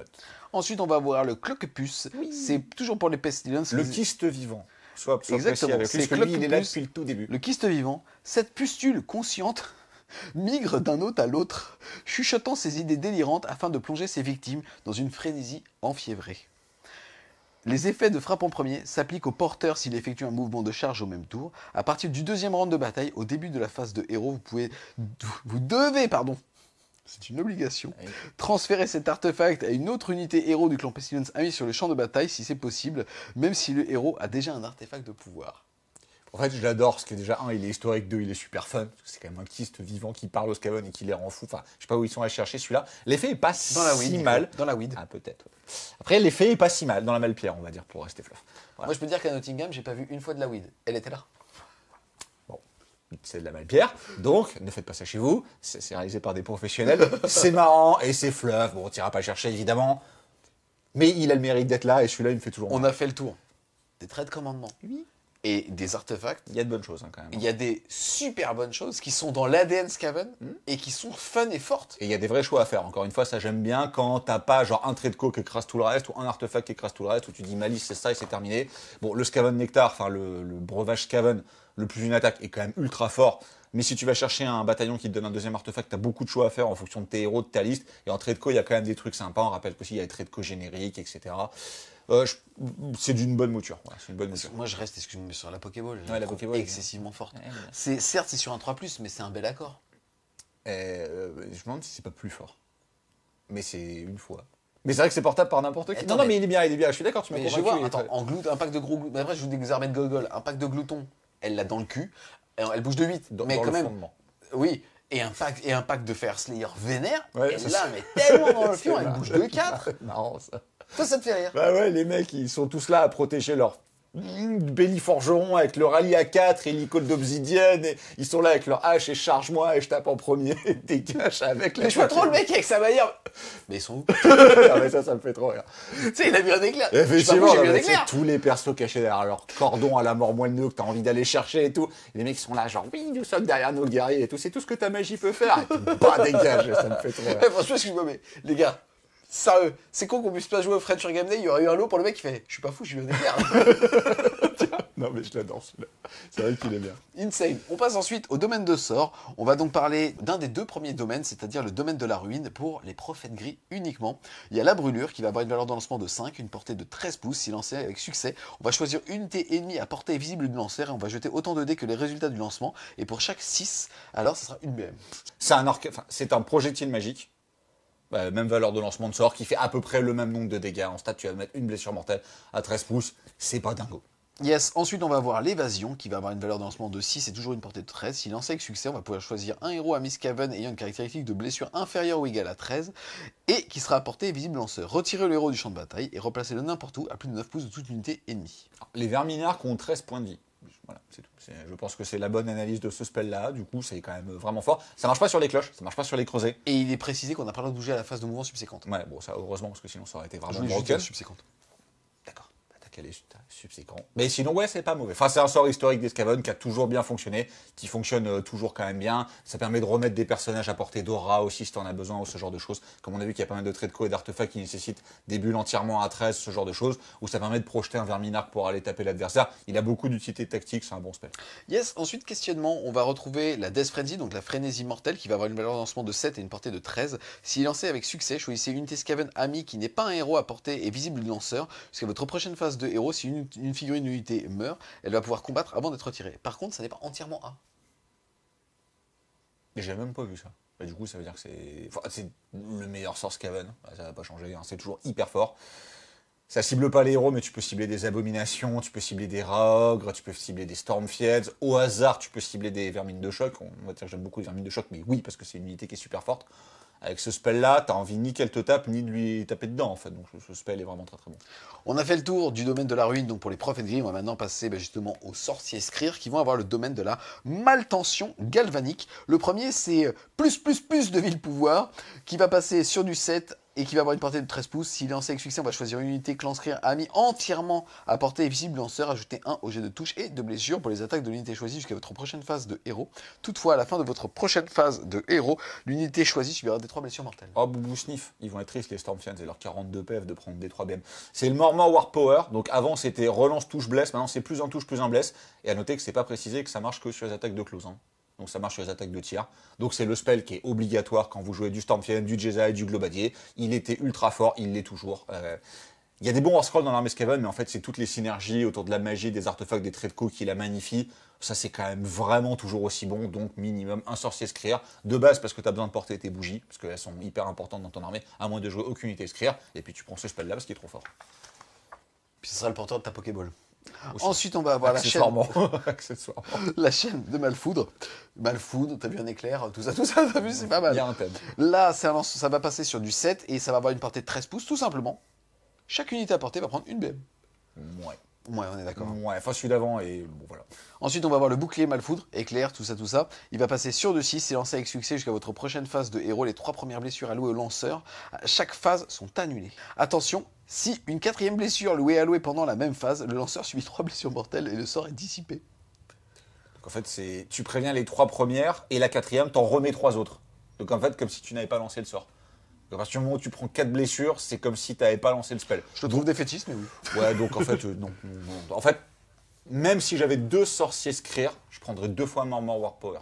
pour être sûr que même si le premier meurt, je peux toujours continuer à lancer ce sort Uber Strong sur l'unité qui a besoin de l'avoir. Donc voilà. Ensuite, on va passer au bréviaire des prières. Donc pour les prières des clans Pestilence, on se rappelle, jet de lancement de 6 modifié, c'est 2d6 mortels dans l'unité la plus proche. Après, il y a d'autres effets. Oui, mais celui-là, il est bien. celui-là... c'est à 13 pouces à noter. Attention, c'est à 13. Mais celui-là, il est quand même sympa. Ça va être peste, ça va avoir une valeur de lancement de 3, une portée de 13. S'il est exaucé, choisissez une unité ennemie à portée visible du prêtre, jetez un dé pour chaque figurine de l'unité choisie sur 5+, elle prendra une blessure mortelle. Et attention, cette prière n'a pas d'effet sur Nurgle. Ah, c'est fluff, c'est bien. Encore une autre gestion de Mars. Tout à l'heure, on avait vu sur à 4+, on en verra d'autres à 4+, ça là est à 5+. Bon. Et mine de rien, si tu combines ça avec, tu prends 2d6 BM dans ta tronche, il se peut qu'il reste plus grand chose. Parce qu'en plus, les deux effets, tu les séquences comme tu as envie. Donc déjà, tu prends l'effectif maximal, t'en enlèves un tiers, encore une fois, s'il y a un PV, etc. Et après, tu mets 2d6 BM à ce qui reste. Donc ça peut faire des gros trous dans des hordes quand même. Ensuite, on va avoir le Crass qui va pareil passer sur du 3, 13 pouces de portée. On va pouvoir tout simplement choisir une unité Pestilence amie à 13 pouces et ajouter un objet de blessure pour les attaques de l'unité choisie jusqu'à votre prochaine phase de héros. C'est pas mal, mine de rien, parce que les moines de la peste, bon, sont beaucoup moins forts que ce qu'ils avaient été avant depuis que la War Scroll a été retravaillée. Ils sont pas tellement meilleurs maintenant que le nouveau War Scroll, mais ils valent pas si cher que ça et ils saturent beaucoup. Donc un bonus sur la blesse, sachant que tu peux donner un bonus sur la touche avec le fameux +1 et que s'ils sont 30, bah, ils vont taper sur X 1000 rangs et que la règle union fait la force. Tu peux te retrouver avec une unité qui sature vraiment très très bien, donc c'est pas mauvais. Ensuite, Rage, pareil, ça passe sur du 3, c'est une portée de 13 pouces. On va choisir une unité Pestilence et on va ajouter sa caractéristique d'attaque en mêlée. Sachant qu'on rappelle que le Scavenge Nectar, tu peux lancer sur n'importe quelle unité et que ça se combine. Donc tu peux te retrouver avec des moines de la peste qui ont 4 attaques chacun et qui tapent encore une fois sur des rangs infinis. C'est pas rigolo. Là, ça sature vraiment très très fort. Donc ils sont pas mauvais. Le 1 ou le 3 pour moi, plus que le 2, mais c'est quand même pas mal. On passe maintenant à la partie jeu égal. On gagne et on perd une partie Age of Sigmar grâce aux objectifs. T'oublieras pas que c'est un jeu de mouvement, mon petit Pride. On va maintenant parler donc des grandes stratégies. Encore une fois, c'est dépendant des scénarios, mais en général, on met 3 points de victoire si à la fin de la game, c'est réalisé. Et qu'attention, cette grande stratégie est écrite sur votre liste, c'est-à-dire que quel que soit votre adversaire, ça n'en change pas. Tu sens qu'il restait 15 secondes avant la fin du bouclage, ils se sont dit, j'ai 4 grandes stratégies à écrire, j'ai pas le temps, il y a 4 clans, je prends la même, je fais x4 en changeant juste le nom du clan, et ça fait ça. Ça fait tout simplement qu'à la fin de la bataille, alors en gros, il va juste falloir la bonne configuration. À la fin de la partie, si vous avez au moins 3 héros maître clan ou Moulder, alors c'est gagné. Sinon, vous allez avoir 3 héros maître clan ou Eshin. Sinon, vous allez avoir 3 héros maître clan ou Verminus, 3 héros maître clan ou Skryr, ou 3 héros maître clan ou Pestilence. Ouais, donc ils ne sont pas foulés. C'est trop long. Après, est-ce que c'est fort ou pas? Honnêtement, avant le nouveau manuel du général, tu l'aurais jamais pris, tu serais systématiquement allé chercher une générique. Quand on voit la tronche des nouvelles grandes stratégies du manuel du général, tu te dis que celles-là sont peut-être pas si compliquées par rapport aux autres. En fonction de ta liste, si tu as genre 2 héros maître clan et un héros de n'importe lequel de tes clans, et plein d'autres personnages à côté, ou suffisamment d'occurrences de tes persos pour vraiment, il fallait que tu te fasses bien démolir. Mais en fait, on parlait de certaines grandes tactiques qui avaient des effets boule de neige, où quand tu gagnais encore plus. Ça là, c'est l'inverse. C'est-à-dire que quand tu perds encore plus, quoi. C'est-à-dire quand tu commences à te faire table rasée, tu perds aussi en plus ta grande stratégie. Et tu n'as aucun moyen de contrebalancer ça par des bonnes actions, ce genre de choses. Je suis pas forcément fan de celle-là, je suis encore moins fan du copier-coller x4. Bon voilà, elles sont là, on fera avec. Peut-être qu'on ira se creuser la tête pour faire les génériques. Ensuite, on va passer aux tactiques de bataille vulgairement appelées sur la chaîne, les objectifs secondaires. La première, ça va être soigner la bête. Choisissez une unité rat-ogre amie sur le champ de bataille en 3 blessures allouées ou plus. Vous menez à bien cette tactique si l'unité rat-ogre n'a aucune blessure allouée à la fin de ce tour. Il faut avoir des rat-ogres. Il faut avoir un héros Moulder pour les soigner D3, donc il faut qu'elles aient perdu au moins 3, donc il faut que tu fasses 5 ou 6 sur ton D3 ou que tu aies plusieurs héros pour soigner plusieurs fois la même unité. Ok, ensuite on va avoir marque de la mort, choisissez un héros ennemi sur le champ de bataille à une caractéristique de blessure de 10 ou plus et qui n'a aucune blessure allouée. Vous menez à bien cette tactique si le héros est tué à ce tour par des attaques faites par des unités du clan Eshin. Bah, on voit que comme les grandes stratégies, tu as une tactique par clan. Bon, encore une fois, ça là, elle est pas facile, déjà parce qu'il faut qu'il y ait un héros de plus de 10 PV, ça va pas toujours être le cas non plus. Et qu'un assassin Eshin le tue. Ouais, alors on rappelle que le Deceiver, c'est quand même un assassin échique de 10 mètres de haut, mais les petits, c'est peut-être un peu plus dur pour... Moi j'ai une question, et si jamais il meurt dans la mallette plus tard grâce à la dague empoisonnée, ça marche ou pas? Théoriquement, non, parce qu'il est mort dans la manette et que c'est pas écrit comme le mec Naito, tu sais, qui te tue à la fin de la partie. Là, c'est pas écrit, donc non, ça marchera pas. Ensuite, on va avoir feu, plus. Choisissez un monstre ennemi sur le champ de bataille. Vous menez à bien cette tactique. Si une unité est détruite à ce tour par des attaques d'armes à projectiles du clan Skryr, c'est peut-être la plus facile si tu joues une armée orientée. Alors, si tu as du Skryr et qu'il y a un monstre, c'est 2 points. Voilà. S'il n'y a pas de monstre ou que tu joues pas Skryr, c'est perdu, quoi. Mais Merci pour ta pertinence, Nico. Ouais, de rien, à ton service. Mais disons que celle-là, oui, effectivement, c'est la plus simple à faire. Et la dernière crescendo du cœur infecté, vous menez à bien cette tactique. Si 3 prières ou plus ont été récitées par des prêtres, amis différents, exaucés à ce tour.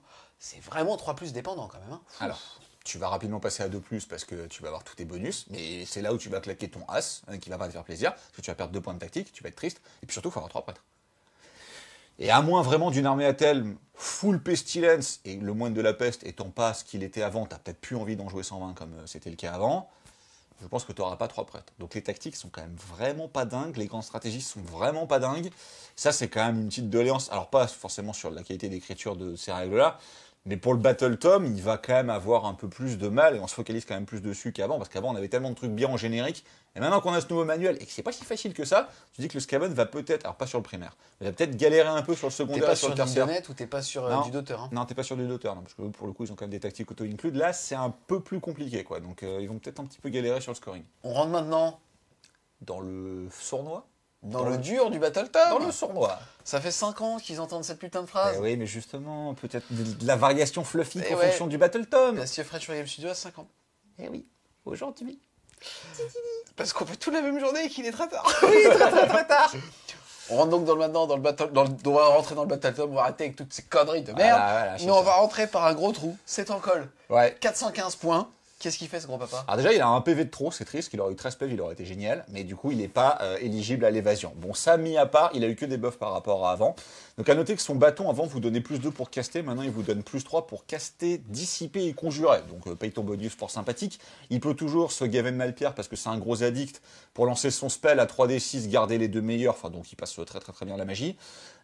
Quand il donne un ordre, il peut donner le même ordre à une deuxième unité. La deuxième fois, tu dépenses pas de points de co. Ça, c'est le pouvoir derrière le trône. Donc, c'est quand même très bien. Et après, dans ses configurations, il est toujours assez sympathique parce que soit tu lui mets... Alors, je pense qu'il ne faut pas aller chercher la polyvalence. C'est soit tu lui mets 4 bras 0 pour que ce soit une très grosse brute de close, qui tabasse quand même vraiment super fort. Parce qu'il a 2 attaques par bras 0, donc il peut monter à 8 attaques de bras 0 et il meule sévèrement. Soit tu lui mets des projecteurs à malflamme, et c'est-à-dire qu'à chaque figurine à portée, donc la portée c'est 8, hein, c'est pas immense, mais bon, mine de rien, ça va, tu vas acheter un dé pour chaque figue, sur 4+, ça va prendre une BM. Donc tu arrives sur un pack de 30, tu jettes 120 dés, sur chaque 4+, c'est une BM. Donc tu ventiles stat toutes les hordes qui ont 2 PV. Sans protection. C'est quand même vraiment très bien. Tankol avait été pas mal joué quand même, à l'époque où tu as la fin de V2 avant que le tir arrive, donc le milieu de V2 où tu avais quand même une grosse méta-horde, il y avait des Tankol, il faisait quand même le boulot. Après il s'est fait éclipser parce que 420 points pour un truc qui, même s'il a une protection à 5 et 14 PV, se fait quand même shooter assez facilement au tir. Aujourd'hui il n'y a pas de tir et on pense qu'il y a quand même des hordes qui vont revenir.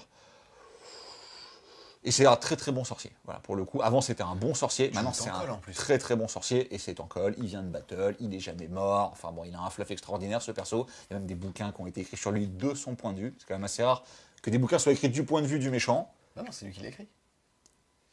Ouais, mais il fait de la merde dedans, donc peut-être que s'il l'avait écrit, ce serait glorifié, il aurait réussi, il a son plan foire. Mais c'est une autocritique. C'est possible. Je le trop passé chez Ruquier. C'est une autocritique. Mais mémoire. Alors, ce personnage est iconique, a un fluff génial, et quand même assez drôle, et il est vraiment pas mauvais. Voilà, pour son coup en point, quand tu compares à d'autres héros du même acabit, du même coup en point, il leur tient la dragée haute, donc vraiment je le trouve bien. On enchaîne ensuite avec le deuxième personnage nommé de ce livre, c'est Screech, le seigneur Verminarque, et lui il a 425 points. Donc il a quand même la vouche du Warp Seer, donc le mâle prophète, et la faucille du corrupteur. Donc il tape quand même relativement bien corps à corps. Il est nommé, donc il n'est pas customisable, c'est son petit défaut. Il a, parce que dans le fluff, c'est on va dire l'incarnation du rat cornu, c'est le rat multi-clan. Alors il est maître clan, mais en gros il peut prendre l'apparence d'un des deux autres clans qui va lui donner un bonus. À noter que là où il est plus fort, c'est quand il prend l'apparence du clan Skryr, et que du coup ça je passe à Rennes 3 dégâts 3 et qu'il te meule au corps à corps. Bon, c'est pas très Skryr, mais voilà. Là, si tu vas le chercher, je ne le conseille pas forcément, mais si tu vas le chercher, c'est pour le très redouté 13e sort, qui est un spell qui te dit que tu vas balancer 13 dés sur une cible, et sur chaque 4+, donc en moyenne 6,5, tu vas lui coller une BM. Donc ça fait quand même des méga trous dans les adversaires, et en plus, tu vas créer une unité de rat des clans, alors à 9 pouces de l'adversaire et à 13 pouces de lui, du nombre de figurines que tu as tuées. Donc tu vas peut-être te créer des petits cordons un peu chiants de 6-7 rats, c'est pas mal, voilà, c'est pas mal. Le problème, c'est qu'il n'est pas customisable, donc j'irai pas le chercher. Mais pour l'avoir un peu testé avec le portail ou ce genre de choses, alors après, il passe directement à 500 points, si tu rajoutes les 70 points du portail, etc. Mais son spell fait quand même très mal.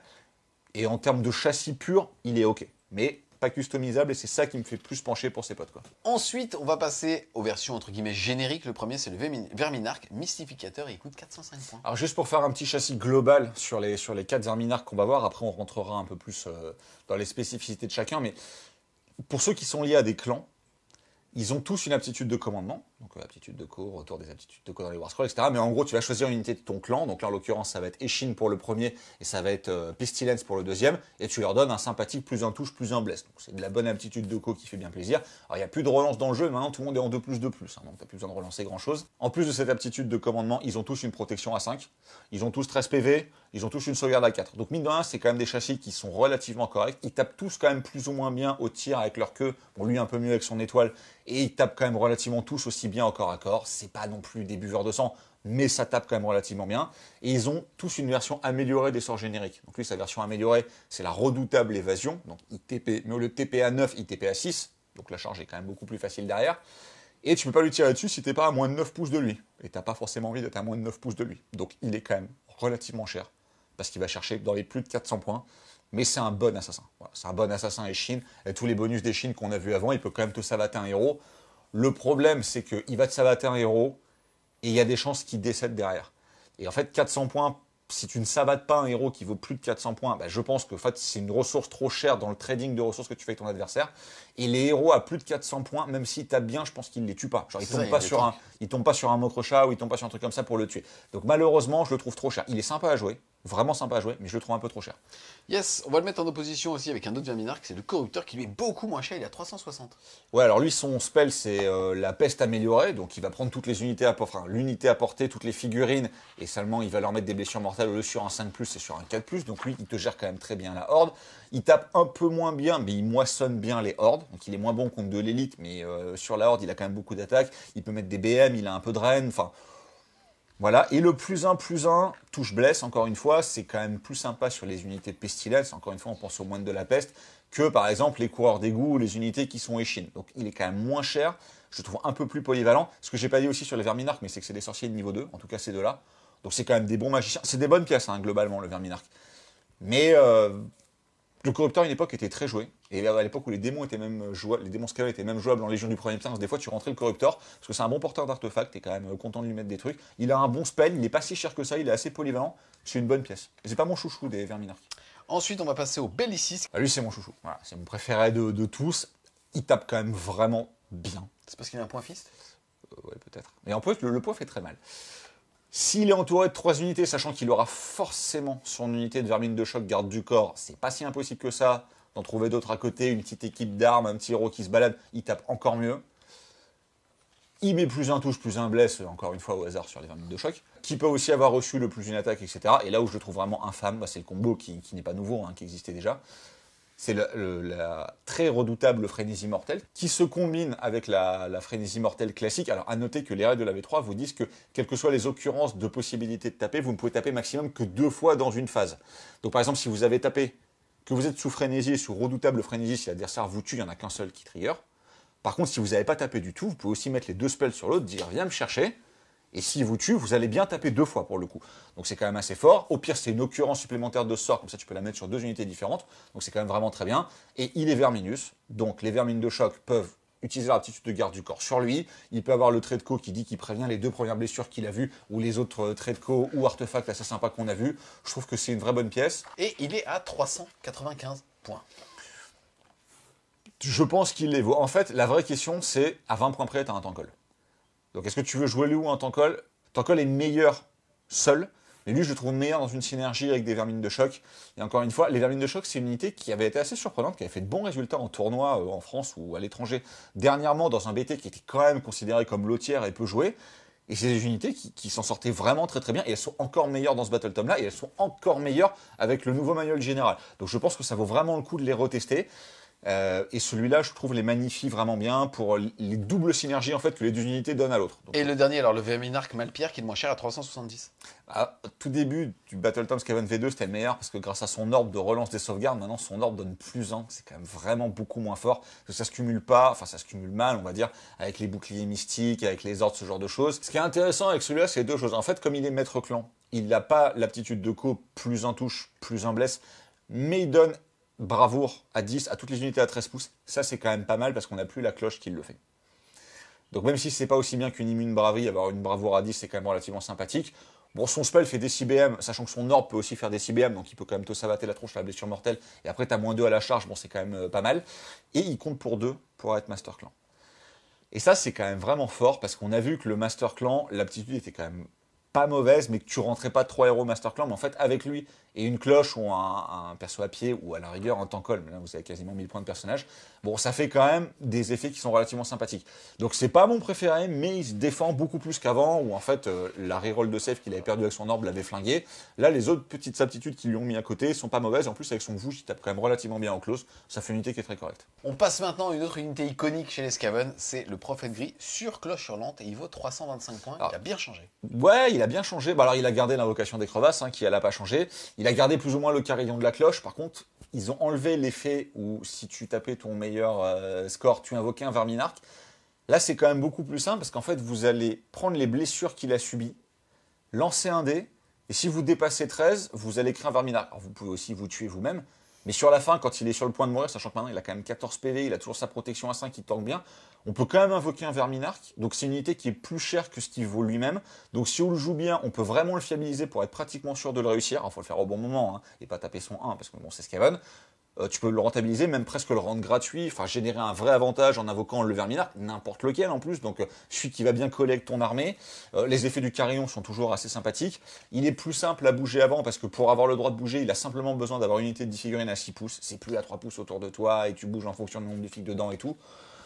Ouais, je pense que c'est une vraie bonne entrée, quoi. Il a récupéré des bonus aussi pour caster les spells. Bon, l'invocation des crevasses, ça reste un sort qui est ok, mais on a vu que tu avais quand même Frénésie Mortelle, qui était quand même un bon spell. C'est une bonne entrée, ça a été une bonne surprise. Il avait été leak dans la boîte qui les oppose au Sylvanet. Je trouvais déjà le War Scroll vraiment sympa. Quand tu vois toutes les règles d'allégeance autour, tu te dis que tu peux en faire un truc qui est pas dégueu. Et on rappelle qu'il est Master Clan, que donc il peut porter le brouage Skaven pour donner le plus d'attaque qui est quand même ultra fort. Il a perdu l'immunité à la bravoure en bulle autour de lui. Ça, c'est vrai que c'est le truc qui lui fait un peu mal, mais je pense que ça aurait été trop fort dans cette nouvelle mouture du Battletome. En fait, tu ne peux pas rentrer lui et un Verminark, ça coûte trop cher en point de personnage, mais lui peut te donner un Verminark un peu plus tard dans la partie. C'est-à-dire, il fait, on va dire, du support, lui, magique, etc. Et quand tu n'as plus besoin de support et que tu as besoin de rentrer au cœur de la mêlée, il peut très bien plus ou moins se sacrifier pour te créer un Verminark et tout. Alors, encore une fois, c'est un peu aléatoire, mais je le trouve vraiment pas mal. Ensuite, on va passer à sa version à pied, donc au Prophète Gris. Lui, il vaut 125 points. Son sort est moins bien, parce qu'il n'a pas l'invocation des crevasses. Bon, même si le sort est quand même pas mauvais, il peut se gaver de Malpierre un peu comme Tankol pour faciliter le lancement de ses spells. Je pense qu'il est maître clan, encore une fois, c'est quand même assez important. Comme il faut, je pense, un Skaven Nectar. Alors, si vous avez qu'un artefact, il y a des choix à faire entre la Pokéball, le Skaven Nectar, etc. Si vous en avez deux, je pense qu'il y a moins de choix. Le Skaven Nectar est quand même vraiment très bien. Donc il faut un porteur maître clan. Et c'est le porteur maître clan le moins cher. Donc si vous n'avez pas de cloche, pourquoi pas aller chercher celui-là. Mine de rien, il y a quand même toujours la redoutable frénésie que tu as envie de lancer dépendamment de ton armée, mais qui est quand même vraiment bien. Et encore une fois, il peut très bien porter le bon Arthos, avoir le bon spell et faire son taf. C'est un totem pas si cher que ça. Ensuite, on va passer à l'Architechnomage qui lui vaut 155 points. Alors lui, il est assez rigolo, parce que mine de rien, il est tanky pour un personnage Skaven. Donc c'est un personnage Cryer, c'est le premier des trois qu'on va voir. C'est le plus tanky, il peut mettre des blessures mortelles. Enfin, il n'a pas changé, il a toujours son vouge, il a toujours son petit lance-feu. Il a toujours son sort signature qui est assez rigolo, c'est-à-dire que vous allez choisir des 3 unités, vous allez leur mettre des 3 BM. Bon, ça c'est un peu rigolo, mais c'est pour les petits bras, tu vois. Si tu as envie d'être un bonhomme, tu vas surcharger, tu vas choisir des 3 unités, tu vas leur mettre des 6. C'est là qu'il est important de préciser que Games a faqué que quand il n'y a pas écrit des 3 unités différentes, tu peux choisir des 3 fois la même. Ouais. Donc tu peux te prendre, si tu fais 3 sur ton D3, tu peux prendre 3 fois la même unité et lui mettre 3 D6 BM. Alors si le sort est dissipé ou que tu le rates, par contre, t'auto-exploses la tronche, tu te fais, mais c'est un cratère dans ton C'est ça armure. qu'on aime chez les Skaven. Mais voilà, c'est Skaven. Donc franchement, ce personnage était assez emblématique avant. Je pense qu'il l'est toujours. Au final, il vaut 50 points de plus que les autres. Il a un point de vie de plus, il a 2 de sauvegarde de plus. Donc mine de rien, ça commence à compter parce que à couvert, il se retrouve quand même avec sauvegarde à 2, avec attention messire, il est pas si facile que ça. Écoute, si t'as pas les points, dans tous les cas, il faut un héros scrire, c'est quasiment sûr. Si t'as pas les points, tu vas chercher un des autres. Et si tu peux te le payer, tu prends lui. Et donc mis en opposition avec l'ingénieur technomage qui lui vaut 115. La différence, c'est déjà son sort, la malfoudre versus la maltempête. La malfoudre, elle met D3 ou D6. Alors lui, il met D3, D3 ou D3, D6. Donc c'est un peu moins fort. Après, dans les deux ingénieurs, il y a toujours celui qui se bat avec son petit pistolet, sa hallebarde, qui peut surcharger sa hallebarde. Bon, il est quand même pas dingue. Ou alors celui qui peut surcharger son énorme roquette de la mort. Qui lui vaut, qui vaut 105 points, lui. Enfin, 115 points, pardon. Alors, 105, 115. Ouais, alors je pense que les 10 points, t'as envie de les trouver pour prendre systématiquement le bombardier. Maintenant, la roquette est un peu moins marrante qu'avant. Parce qu'avant, elle te mettait 2d6 dégâts. Elle passait jamais, mais quand elle passait, t'étais content. Elle mettait 11 BM sur une blue, enfin 11 blessures sur une blue, c'était rigolo. Bon, là, tu vas passer de D3 tirs à D6. Voilà. Après, encore une fois, le sort est bon. T'as forcément besoin d'en rescrire pour les bougies, pour la Pokéball, pour ce genre de choses. Ça va dépendre de ton budget. Moi, j'aime bien trouver les points pour rentrer le vrai qui a sa belle sauvegarde à 3. Maintenant, celui-là, t'as peut-être moins envie de le sacrifier à la Pokéball et t'as peut-être plus envie de le sacrifier avec son propre sort signature qui, encore une fois, peut vraiment faire extrêmement mal. Donc, encore une fois, c'est des choix à faire, mais c'est intéressant de voir que t'as pas un des 3 War Scroll, on va dire, qui écrase les autres et que t'as un peu plus de choix à faire en fonction de ton budget, ce que t'as envie d'en faire. C'est des bonnes unités. Yes, ensuite, on va passer au Colosse de Choc. Attention, ils sont à 320 points les 3 et ils se transforment en ligne pour chaque héros scrire. L'unité a très peu changé. Au niveau de son équipement, c'est toujours la même chose. Alors, ils te disent que c'est un tiers arrondi à l'unité supérieure, mais enfin, comme ils se prennent par 3, bon, de toute manière, t'as pas le choix. En gros, t'as toujours la possibilité de forêt, t'as toujours les globes qui tirent très loin sans ligne de vue, qui ont des bonnes stats. T'as toujours envie de leur mettre tous les buffs qu'on a vus, donc le plus un touche, plus un bless du Murmur War Power, la bougie pour avoir plus un dégât, du coup les ratlings, ça commence vraiment à plus du tout faire rigoler en termes de stats. Tu peux les faire frapper en profondeur, donc ça c'est quand même vraiment sympathique. Ils peuvent pas être vétérans de galet, parce que même si ça devient des lignes, ils ont plus de 4 points de vie. Donc ça marche pas. Maintenant, ça tank quand même très bien, parce que la plupart ont 6 PV. Ceux de corps à corps meulent quand même bien au close et ont quand même 7 PV chacun. Ils comptent quand même pour 2 pour les objes, parce qu'ils ont plus de 5 PV. Certes, c'est des lignes, mais tu les renforceras jamais 2 fois, parce que 960 points d'unité, ça vaut pas le coup. Mais une unité de 6, avec tous les buffs qu'on a vus à côté, ça vaut ses points. C'est pas au-dessus, mais ça vaut ses points. Voilà.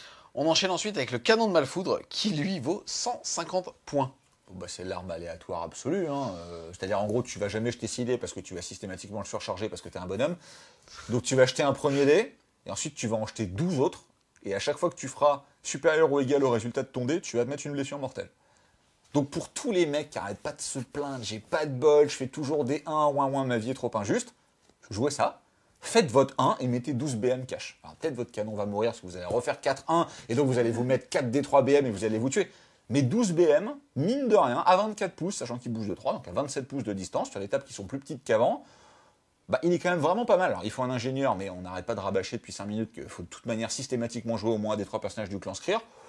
Ouais, il est pas si mal ce petit canon, honnêtement, c'est une bonne unité de tir.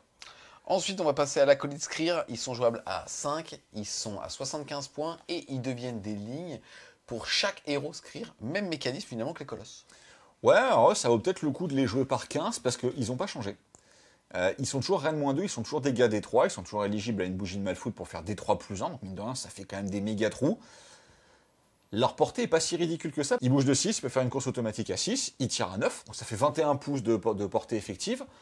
Ils ont maintenant un petit bonus quand ils vont taper sur les hordes, ils ont plus 1 pour blesser. On rappelle qu'il y a une action générique avec un ordre pour leur donner plus 1 pour toucher, donc tu as le Murmur War Power qu'on a déjà vu. Ils sont à 3+3+, donc ils peuvent facilement être à 2+2+, donc mine de rien, 15 mecs, c'est 15 tirs en 2+2+, donc l'adversaire va faire 12 sauvegardes, à Rennes-2, dégâts D3+1.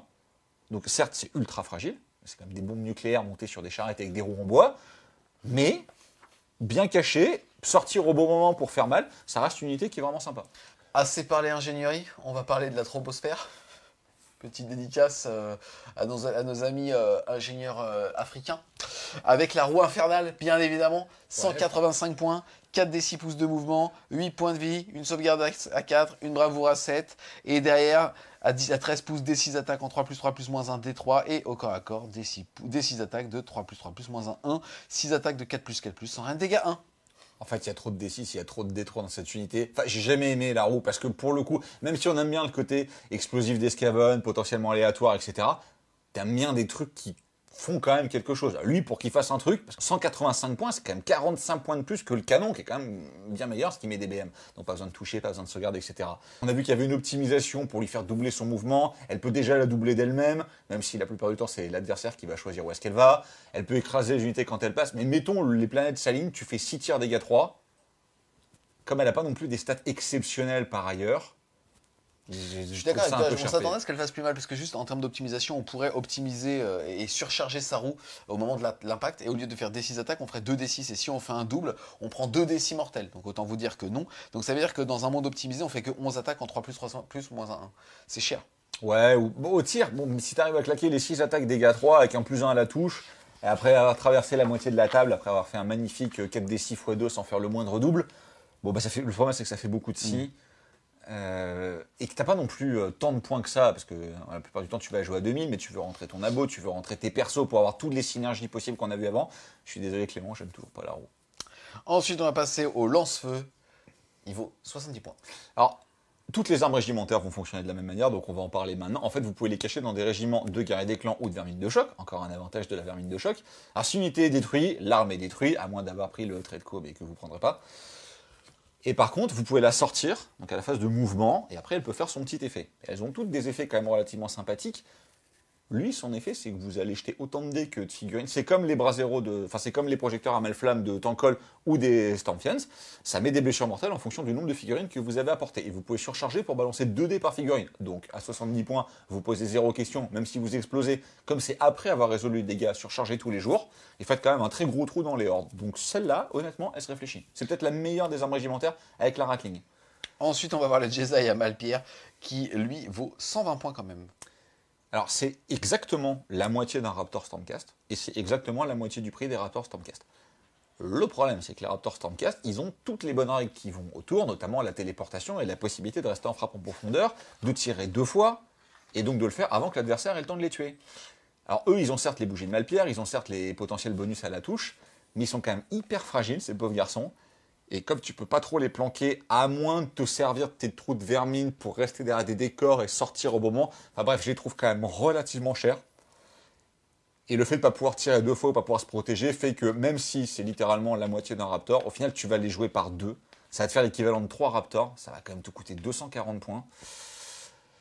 Pour te faire 6 tirs, même si c'est du bon tir, et même si avec la bougie de Malpierre c'est quand même des tirs dégâts 3, etc., je sais pas. Je pense que ça vaut le coup de les tester. En tout cas, c'est pas une unité de tir qui va écraser le méta. Ça, c'est quand même plutôt une bonne nouvelle. Maintenant, si en face ça tire pas du tout, bah t'as quand même toute l'armée Skaven entre eux et toi, et ils peuvent quand même bien sniper des personnages. Donc je pense pas que l'unité soit trop forte, je pense pas que l'unité soit mauvaise non plus. Ça vaut peut-être le coup d'en rentrer 3 ou d'en rentrer 6 dans une liste. C'est pas non plus exploser votre budget que de rentrer 240 points pour avoir 6 snipers qui vont tirer tranquillement toute la partie, consommer un fragment de Malpierre régulièrement pour être dégâts 3. Alors ils aiment pas trop tous les buffs parce qu'à chaque fois qu'ils se mettent des 3 BM, c'est potentiellement un Jesai qui saute à chaque fois, donc faut pas non plus trop en abuser. Mais c'est une unité qui est correcte et bien pricée, donc pas de coup de gueule sur les Jesai. Et le canon cool. Gatling, qui lui coûte 65 points seulement. Bah c'est pareil, vous le surchargez parce que comme il vaut rien, avec une bougie de Malpierre. Alors le problème de la bougie de Malpierre, c'est que comme il sort en phase de move, il peut pas être éligible à la bougie de Malpierre. Donc faut faire attention. Faut peut-être le sortir un coup avant, espérer peut-être un double tour ou prendre un peu de risque avec lui. Encore une fois, si votre adversaire tire pas, planqué derrière vos X régiments de vermine de choc ou de guerriers des clans. Ça peut bien tirer, encore une fois, c'est aléatoire. J'ai tendance à préférer le lance-feu pour le coup pour l'arme régimentaire, là où sur les Stampfians, on préfère quand même les Gatling. Mais c'est pas mauvais, pour le coup, c'est vraiment pas cher, quoi. On enchaîne ensuite avec la Ratasphère, qui, tout comme la Foreuse, c'est le War Scroll d'après, vaut 65 points. Alors, 2 mêmes points et 2 destins différents. Parce que là, grosso modo, la Foreuse vous permet de faire une frappe en profondeur avec n'importe laquelle de vos unités à 9 pouces de l'adversaire. C'est quand même vraiment pas mal. En termes de contrôle, de prise de table, parce qu'il peut prendre beaucoup d'unités avec lui pour le faire, enfin notamment des unités à effectifs assez pléthoriques, la Ratasphère tape un peu au close. En fait, je pense que si tu veux jouer une arme régimentaire pour faire des dégâts, le lance-feu ou la Rattling sont bien meilleurs que la Ratasphère, qui a quand même très peu été jouée, n'a pas changé, donc je ne vois pas pourquoi elle serait tellement plus jouée aujourd'hui. Par contre, la possibilité de faire une frappe en profondeur avec n'importe laquelle des unités à 9 pouces de l'adversaire, sans toutes les blagues de je peux rester bloqué dans le tunnel jusqu'à la fin de la partie et mourir tout seul, ça se réfléchit, honnêtement, ça se réfléchit, celle-là. Ensuite, on va enchaîner avec le prêtre de la peste qui vaut 100 points.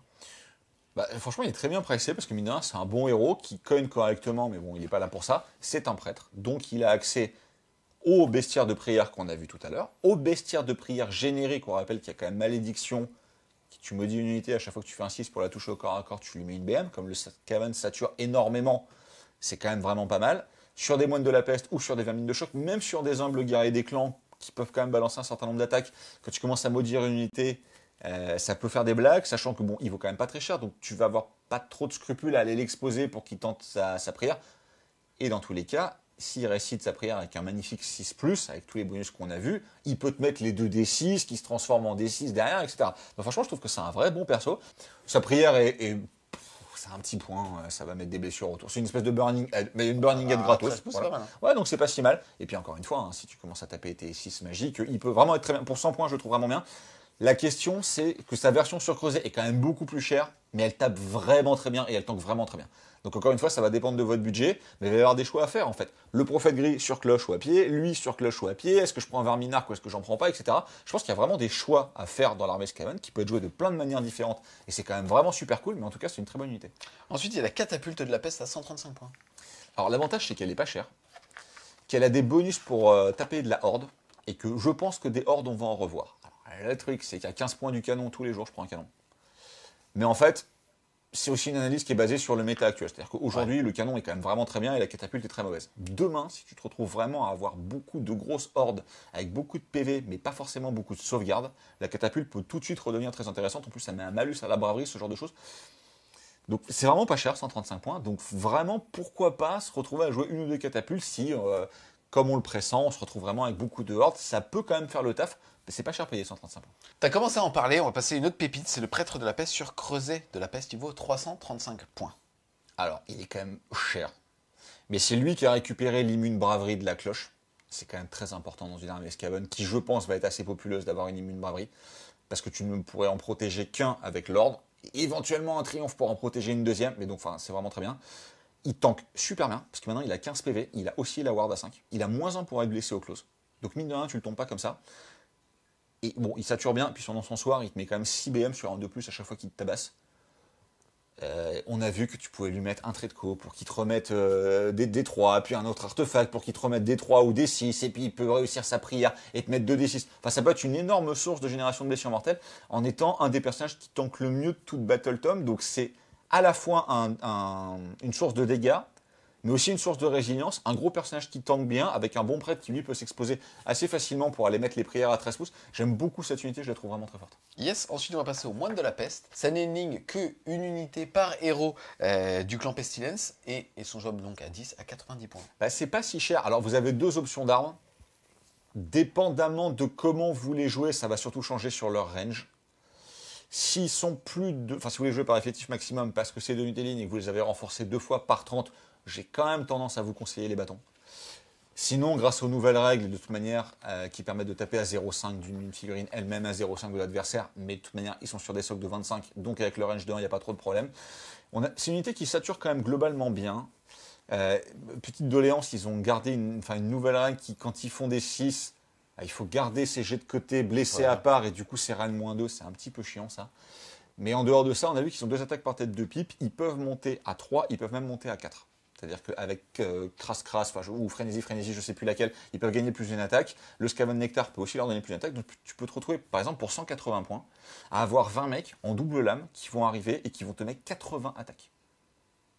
Potentiellement dégâts 2 dans de bons bataillons, voilà. Ou alors en défensif, ils comptent pour 3. Voilà, potentiellement dégâts 2, potentiellement avec un +1 touche et un +1 blesse. Donc ça peut te faire une unité. Alors, tu as beaucoup de synergie à mettre autour, donc cette synergie, tu la payes par les personnages qui l'apportent, mais tu peux te faire des unités à 180 points, c'est vraiment pas très cher, qui vont te mettre énormément de saturation, parce que 80 attaques en 3+, avec de la range 2, ça peut te tomber un méga gargante, hein, donc c'est ultra rentabilisé par exemple. Et envoyer des petits vagues de 20 figues qui se déplacent quand même relativement bien, donc j'aime bien cette unité honnêtement, c'est plus... Tu parlais de la prière, excuse-moi tout à l'heure, mais pour le 6, pour blesser, de faire une BM en plus, ils sont éligibles à tout ça, quoi. Ouais, bien sûr, ils sont éligibles à tout ça. Alors après, attention, hein, qu'on rappelle qu'un même 6 ne peut pas déclencher 2 effets. Et ben entre la BM ou la potentielle reine -2, tu iras chercher ta BM tous les jours. Mais honnêtement, sur Malédiction, putain, ils te chargent avec les +2 attaques que tu peux leur mettre, ils rigolent vraiment pas, quoi. Donc je trouve ça pas cher. Il faut beaucoup synergiser, donc il faut quand même pas trop mal jouer. Avoir toutes les clés dans sa liste pour faire ça, mais je trouve que c'est pas une mauvaise unité. On enchaîne ensuite avec les encenseurs de la peste. Même principe, ils deviennent des lignes par héros du Pestilence. Ils sont jouables à 5 et valent 90 points. Bah, en fait, ils sont meilleurs, mais pour le même prix que les moines de la peste, t'en as 2 fois moins. Donc même s'ils tapent un peu mieux, en fait, le problème, c'est qu'ils n'ont aucun autre avantage réel où tu te dis, j'ai envie de jouer eux par rapport aux moines de la peste. Donc je pense que tous les jours, en fait, je préfère jouer 10 moines de la peste que 5 encenseurs, ou même par effectif maximum, je préfère jouer 30 moines de la peste, surtout avec les nouvelles règles d'aujourd'hui, plutôt que de jouer 15 encenseurs. Donc petit défaut pour l'encenseur, qui en plus a une figurine soit en métal, soit en finecast, qui n'a jamais été refaite. Bon, je dis pas que le moine de la peste, c'est la plus belle figue de Games, mais au moins elle est en plastique. On a ensuite le Griffark, qui est un perso à 110 points. Bah, c'est le héros Verminarch. C'est le héros Verminus, donc c'est le Clolord dont on n'arrête pas de parler. Mine de rien, il a quand même des règles assez sympathiques, parce qu'il se rajoute des attaques en fonction du nombre de PV qu'il a perdu, donc quand il est sur le point de mourir, il te met quand même 11 pains, le gars. Et puis c'est un porteur de bons traits de code, des bons artefacts qu'on a vus, il peut changer aussi, parce qu'il a l'action héroïque Verminus qui lui permet de changer ses traits de commandement. Et il a toujours l'aptitude de co, qui donne plus d'une attaque, donc ça c'est quand même fort. Comme le Skaven Nectar, dont on n'arrête pas de parler, est un artefact, les deux sont cumulables, donc tu peux te retrouver à donner plus 2 attaques, pour un coût en points assez modique, à une unité, encore une fois, au hasard de Vermine de choc, qui va quand même être très content de te balancer 4 pains. Quoi. On enchaîne ensuite avec Screech Spitclaw, qui est une unité de Shadespire qui vaut 165 points. Et ben en fait, les dernières étaient pas si mal, parce qu'en fait, les petits ploucs qui étaient autour avaient garde du corps. Bon bah là, les petits ploucs, ils ont pas garde du corps. Alors lui, il peut ressusciter les petits ploucs, sauf le champion petit plouc. Mais t'as pas envie de payer tes 50 points de plus. En fait, si t'as 50 points, tu vas te chercher une arme régimentaire ou tu vas transformer ton technomage en gros technomage. Ils auraient eu garde du corps, je me serais dit pourquoi pas. Parce que sinon, c'est un Clolord classique qui en plus peut pas être customisé. Donc ça, c'est quand même un peu chiant pour lui. Donc non, malheureusement, on est revenu sur les travers de Shadespire et celui-là n'est pas terrible. On passe ensuite à l'unité iconique de rats des clans, qui font partie du clan Verminus. Ce sont des lignes quoi qu'il arrive et ils sont à 100 points les 20. Bah, c'est ça qui, pour moi, en fait une des meilleures lignes du jeu. Pourquoi jouer des gnoblards en fait? Parce que 5 points le PV, ils peuvent retraite et charger. Donc ils sont insupportables. Ils ont plus 2 à la course, donc ils cavalent hyper vite. Alors on rappelle que si vous choisissez de faire 6 à la course avec l'ordre, vous n'avez pas le plus 2. Hein. C'est un jet non modifié. Donc vous le faites en général pas, vous courez normalement parce que vous allez faire en moyenne des courses à 5,5. Inutile de claquer des points de commandement. Et en plus, ils ont gagné un petit effet qui se coule. Ils ressuscitent des 3 figurines. Yes. Voilà, donc je pense que c'est une des toutes meilleures lignes du jeu. C'est le cordon le moins cher possible. Si vous voulez les mettre dans le bataillon que vous avez maintenant, 20 mecs pour 100 points, ça va compter comme 60 fils sur l'obj. Donc bon courage pour aller le chercher. Alors évidemment, ça tape pas, hein, ils sont pas là pour ça. Mais honnêtement, pour ce prix-là, ils sont vraiment très très pénibles. Ensuite, il y a les vermines de choc, donc les troupes élitistes, qui eux sont aussi des lignes. Par contre, ils sont à 135 points, les 10. En fait, tu es dans la catégorie de points de la Sister of Slaughter, du Bestigor, du Thrall, et ils tiennent la dragée haute à toutes ces unités-là. Ils ont 2 attaques chacun. Donc on a facilement vu qu'ils peuvent passer à 3, voire à 4. Ils sont en 3+, mais on a facilement vu qu'ils peuvent passer en 2+. Ils sont RAN -1. Ils sont dégâts 1. Il y a un bataillon qui leur permettrait de passer en dégâts 2, parce que t'as pas forcément envie de les faire compter pour 3, t'as plus envie de les faire taper plus fort sur les vétérans d'en face. Donc je trouve que c'est une unité qui est vraiment très très bonne, qui synergise très bien, qui garde du corps pour les autres personnages Vermilius. Enfin, j'adore cette unité. On en a beaucoup parlé de toutes les synergies, mais toutes les bonnes unités d'élite du jeu d'infanterie aujourd'hui sont à 135 points. Le Thrall, l'assisteur, etc. Bah, eux, ils sont très très bien dedans. Donc c'est une des meilleures unités du BT pour moi. Yes, et ils ont sauvegardé 4. Et en plus, ils ont sauvegardé 4. On va ensuite passer au maître d'émeute, qui lui vaut 65 points pour 3 figurines.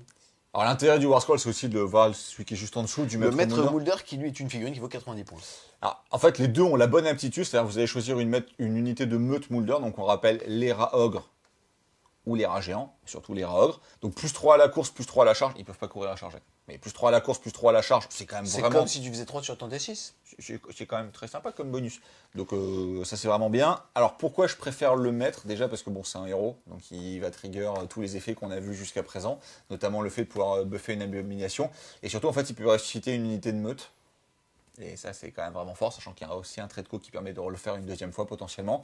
Et si vous avez des unités de Raogre qui sont quand même pas des mauvaises unités, parce que ça tabasse vraiment bien le Raogre. Voilà, pour 95 points, certes c'est un peu plus cher, et du coup au final tu te retrouves avec moins de tanking parce que moins de points de vie. Mais bon, mine de, il les soigne un petit peu. Alors, les attaques au corps à corps des deux War Scrolls sont complètement anecdotiques. Mais pour à peine 30 points, tu as la possibilité de ressusciter une unité qui en vaut au moins 4 fois plus si tu en joues que 2, voire 12 fois plus si tu le joues à effectif maximal. Je pense que c'est un investissement qui est toujours rentable si vous jouez une unité de Raogor. Et si dans tous les cas vous jouez une abomination, bah, les premiers ne font rien à l'abomination, alors que la deuxième la booste sacrément avec la possibilité de relancer notamment le 5+, quand elle meurt. Donc je préfère vraiment le deuxième. On passe ensuite à la plus belle plante du Battle Tome. J'ai nommé la petite Betty pour Métine, c'est-à-dire l'abomination de Malphos, et elle coûte 245 points. Bah, je trouvais déjà que c'était un très bon monstre, et je trouve toujours que c'est un très bon monstre. Alors, elle peut plus taper à profil max avec l'aptitude de Co qui permettait de le faire parce qu'on n'est plus dans la bonne saison.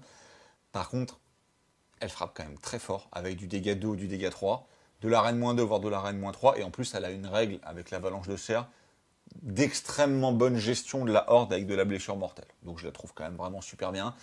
Les améliorations qu'on a vues avant permettent en plus de la ressusciter sur un 5+ relançable. Elle a gagné 2 PV. Elle n'a pas tellement monté en points. Je trouve que c'est un vraiment très bon monstre. On en a dit beaucoup sur l'abomination, vous l'avez vu sur la chaîne un certain nombre de fois. À chaque fois, elle a toujours fait le boulot. Je pense qu'elle le fera encore plus dans la méta de demain. Encore une fois, c'est notre vision de la méta induite par cette saison 1 d'AOS est bonne. Donc en saison 0, elle n'était pas mauvaise. Je pense qu'en saison 1, elle sera encore meilleure. La figue est quand même en plus belle, parce qu'il y a quand même beaucoup de figues un peu vieillissantes dans ce Battle Tome. Celle-là, c'est une des toutes dernières moutures, en fait, avec les Stormfiends ou Tankol. Donc elle est parfaitement adaptée. La figue est quand même en plus assez folle en termes de design. Et elle est très très bien sur la table. La question, c'est... On n'a pas non plus des points pour rentrer tout ce qu'on veut, et à chaque fois qu'on rentre une unité, on se dit c'est bien de rentrer le héros qui va avec. Donc est-ce que tu veux prendre systématiquement le maître Moulder en plus? Donc tu vas payer pratiquement 100 points. Alors il y a des traits de co et des artefacts qui sont sympas, mais bon voilà. Mais tu peux lui mettre des plus en touche, tu peux lui mettre des plus en blesse, tu peux la faire ressusciter. Si vous avez le budget, ça vaut peut-être le coup. Maintenant, ça va être compliqué de prendre une petite unité d'assassin et l'assassin, une unité de tir et le héros Scrir, les vermines de choc qui vont aller bien, le creuset, la cloche, etc. Il va falloir vraiment faire des choix. Même si vous jouez rien d'autre de Moulder que elle, je pense qu'elle se rentabilisera bien dans une armée. Et si vous voulez vraiment décider de faire une armée à thème Moulder, là où c'était un peu ridicule dans le Battle Tome d'avant, ça l'est quand même beaucoup moins dans celui-là. Voilà. Parce que vous pouvez monter sur un certain nombre de behemoths dans une liste, 4, en jouer 2 ou 3, je pense que c'est vraiment pas mauvais. Yes.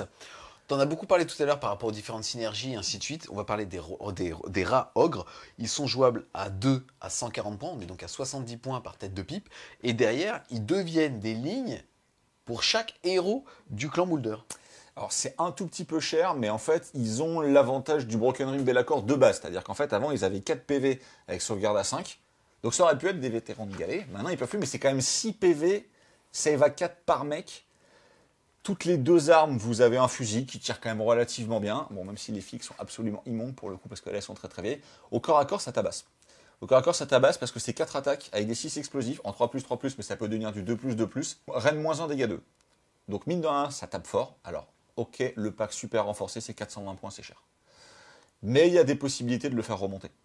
On a vu, sur du 3+, tu peux remonter. Et au final, sur du 3+... 36 PEV pour 400 points, c'est correct. Et voilà, c'est 36 PEV. Je sais pas pourquoi j'ai pris une voix aiguë, les gars, désolé. Mais c'est vrai. C'est le prix du Deceiver, tu vois.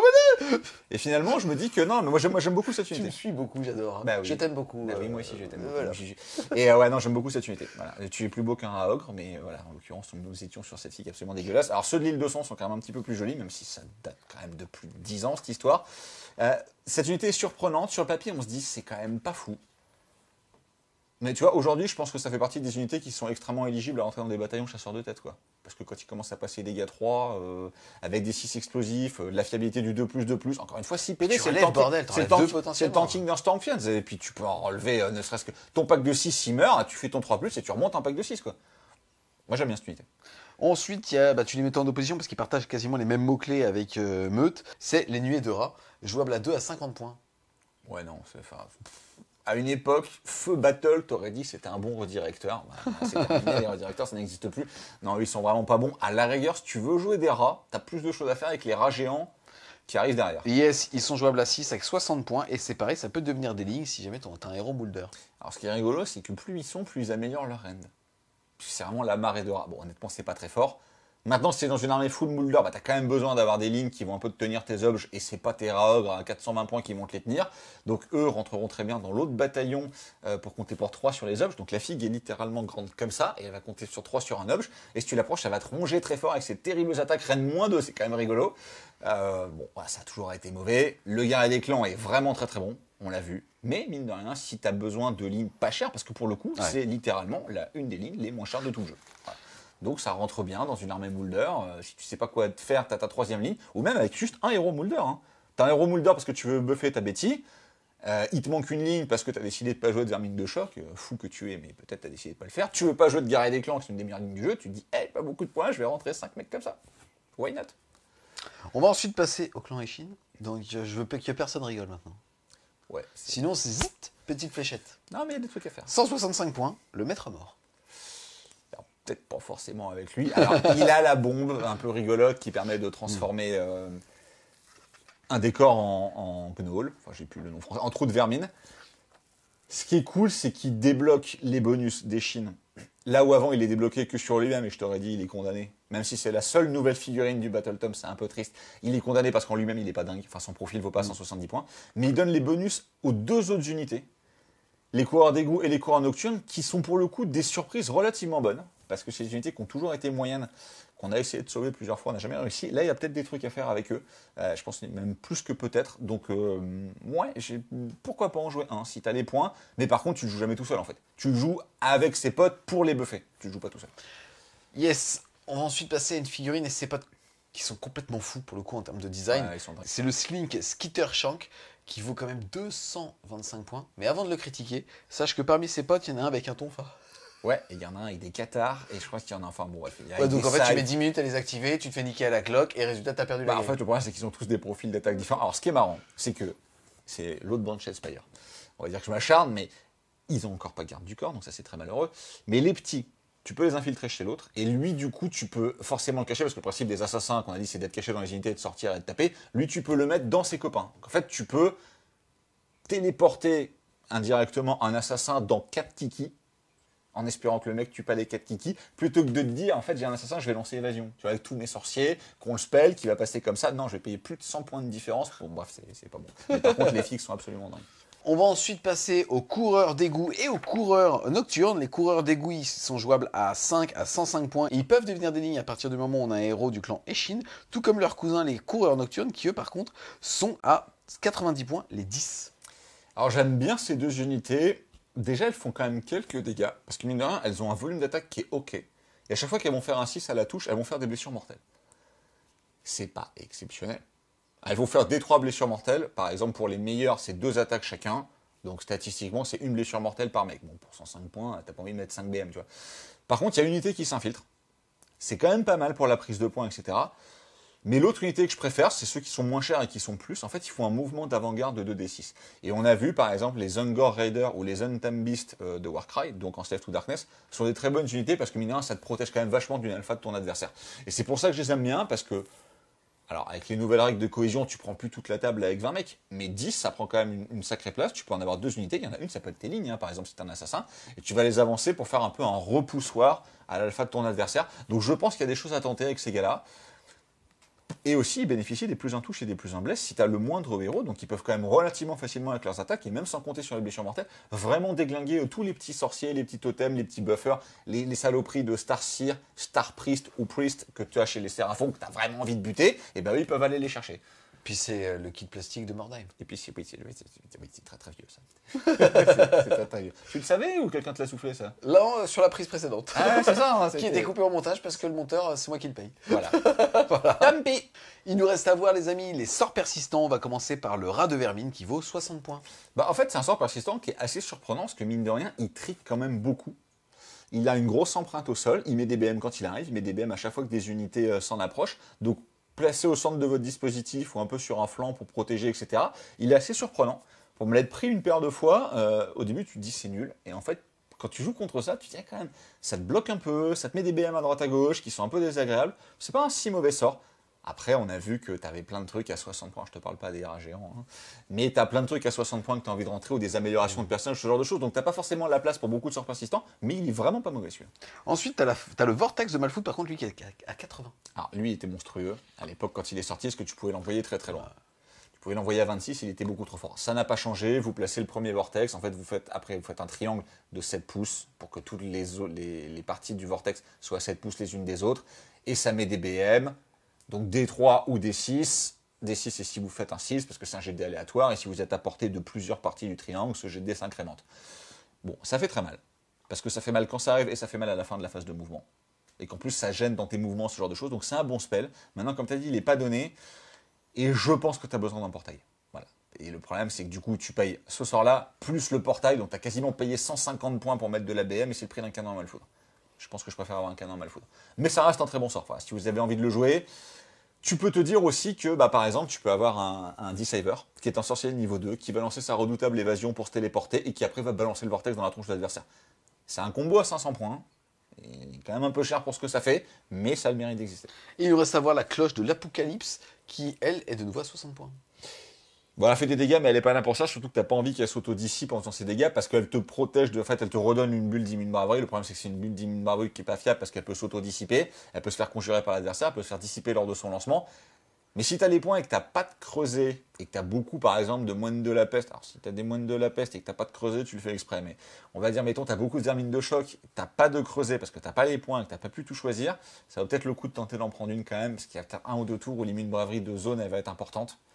Maintenant, encore une fois, base pas ton plan là-dessus, parce qu'au moment où tu te dis, c'est bon, j'ai plus de CP, mais j'ai pas un demi-immune braverie, ton adversaire, il va te conjurer après, il va te taper un peu partout, et ça va être Bagdad. Donc, faire attention, mais il est pas mauvais. Encore une fois, le problème, c'est que quand on fait des listes, il y a beaucoup de choses qu'on a envie de rentrer, parce qu'il y a plein de synergies sympas qu'on a envie de tester. Il va vraiment falloir faire des choix pour builder des listes d'armées Skaven, et t'as en général pas les points pour rentrer un sort persistant. Il nous reste à voir le décor de faction. Lui, il vaut 0. Enfin, il vaut une somme en euros, mais il vaut 0. C'est le trou de vermine. Vous allez en avoir 3. Ils vont être placés à plus de 3 pouces de tout élément de terrain de faction ou objectif, et à plus de 18 pouces les uns des autres, et dans les 8 pouces des bords de table. Mine de rien, ça cadrait bien à la table. Bon, ils sont infranchissables, comme maintenant tous les décors de faction ont terminé les blagues. Ils donnent des bonus au cast. Donc ça, mine de rien, c'est quand même sympa. Prière également. Donc ça, c'est quand même plutôt cool.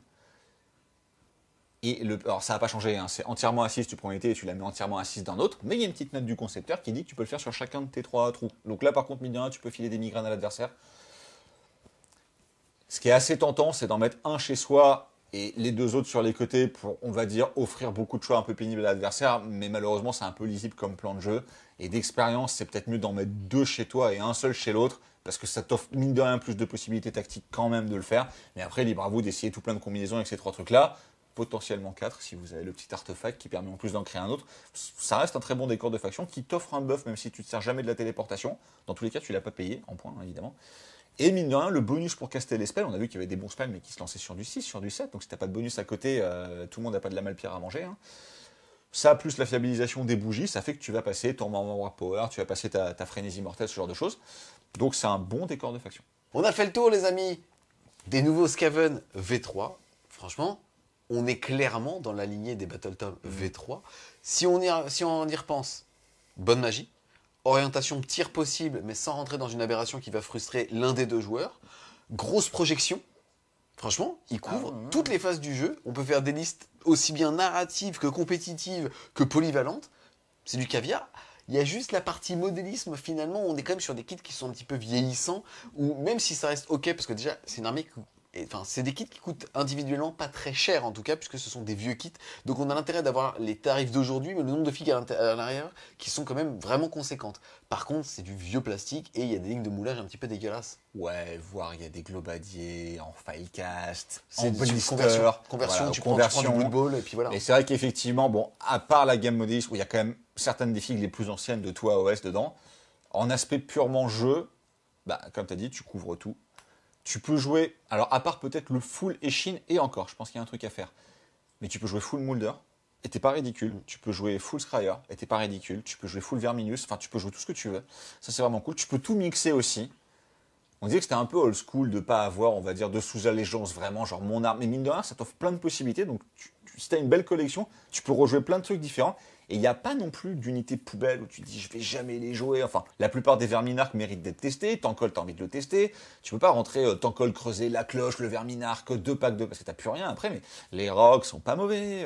L'abomination est toujours très bien. Les Jesai et les Globadiers, c'est fragile, mais ça fait des gros trous dans l'adversaire. C'est pas frustrant, débile du tir comme ça peut être à l'avant. Honnêtement, c'est une vraie bonne surprise ce Battletome. Je ne cache pas que j'avais un tout petit peu la trouille quand il est arrivé, parce qu'en V2, quand il est sorti, ça a été le début de la fin.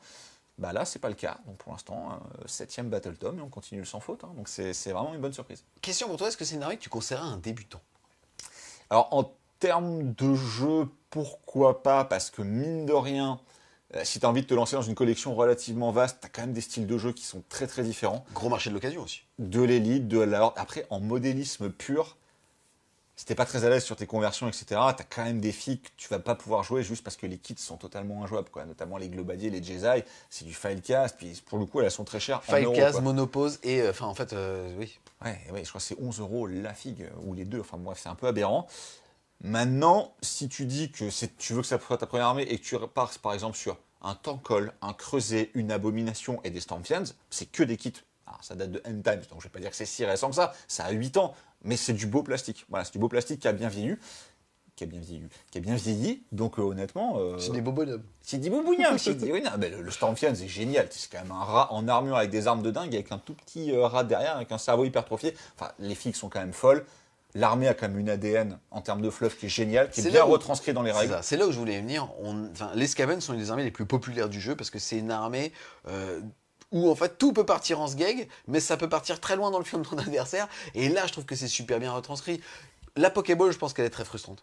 Parce que c'est vraiment une unité, une Death Star, 3+, fin du game. Bah bon, parce que là, ça te plie une game. Hein. Clairement, t'envoies un pack de 20 berserkers à 9 pouces de son bord de table, c'est fin du jeu. Hein. Mais à côté de ça, je trouve que pour tout le reste, bah, ça reste Skaven et ce qu'on aimait en fait. Et comme t'es pas dans une aberration de tir à base de Malpierre, 12 BM, et à côté de ça, il y a 2 fois 6 Jesai qui te défoncent le fion, bah finalement, ça reste un plaisir. Ouais, alors après, ce qui est marrant, c'est que les Jesai, on avait beaucoup créé dessus, c'est les mêmes qu'avant. Hein. C'est juste que tout le jeu est passé tellement un cran au-dessus que comme eux, c'est les mêmes qu'avant, maintenant ils te paraissent logiques et équilibrés. Mais en fait, quand tu lis le Battletop, ça m'avait un peu fait le cas du doc aussi. Tu te dis, c'est pas une énorme nouveauté, tu vois, c'est pas Nighthaunt ou Widonet où c'est un vent de fraîcheur total. L'armée va se jouer à peu près comme avant, mais c'est une armée qui était quand même sous-estimée. Je rappelle encore une fois qu'il y a des gens qui ont très bien perfé avec du Skaven sur la scène compétitive française. Je parle de tournois sérieux, qui ont fait des très bonnes perfs. Moi j'ai vu des vermines de choc de l'époque, laver des Berserkers Fireslayer, les nouveaux, leur rentrer dedans et les atomiser. Tu parles des kits aussi. Ils sont meilleurs que ceux d'avant. Donc vraiment, il y a beaucoup de choses à faire. Et pourquoi l'armée peut aussi s'apparenter aux débutants, c'est que tu as beaucoup de plaisir de jeu sur le long terme, parce que tu peux partir sur plein de directions différentes. En fait, tu vas jamais te lasser. Il y a des armées où il y a 3-4 kits et où il y a 3-4 builds, et tu en as vite fait le tour en fait. Et si tu aimes vraiment le Skaven, l'ADN, ce qu'est l'armée, tu sais que si tu as envie de te constituer une collection un peu costaud qui va dépasser les 2000 points, tu pourras jouer plein de listes différents et faire plaisir tout au long de ta progression en tant que hobbyiste. Et la peinture est facile. La peinture est facile. C'est que du brossage dégueulasse et ça rend très bien parce que c'est quand même du rat tout crade, quoi. Voilà. Donc ouais, pourquoi pas, c'est une armée de débutant. Et à bien prendre en main, c'est pas facile non plus. Donc c'est une armée de débutant qui peut t'emmener vers du jeu un peu plus expert. Donc franchement, c'est un très bon Battletome, contrat rempli pour moi. En tout cas, un grand merci à toi d'être venu pour la lecture et l'analyse du tout dernier Battletome pour Warhammer Age of Sigmar V3. On espère clairement que vous l'avez aimé. Si c'est le cas, petit coup de griffe vers le haut. On commente, on partage. Et si vous voulez continuer de supporter Fred sur Game Studio, n'hésitez pas à aller faire un tour sur son Tipeee. Le lien sera en description. Et il faut qu'on achète du fromage. Et nous, on vous dit à plus les Wargamers.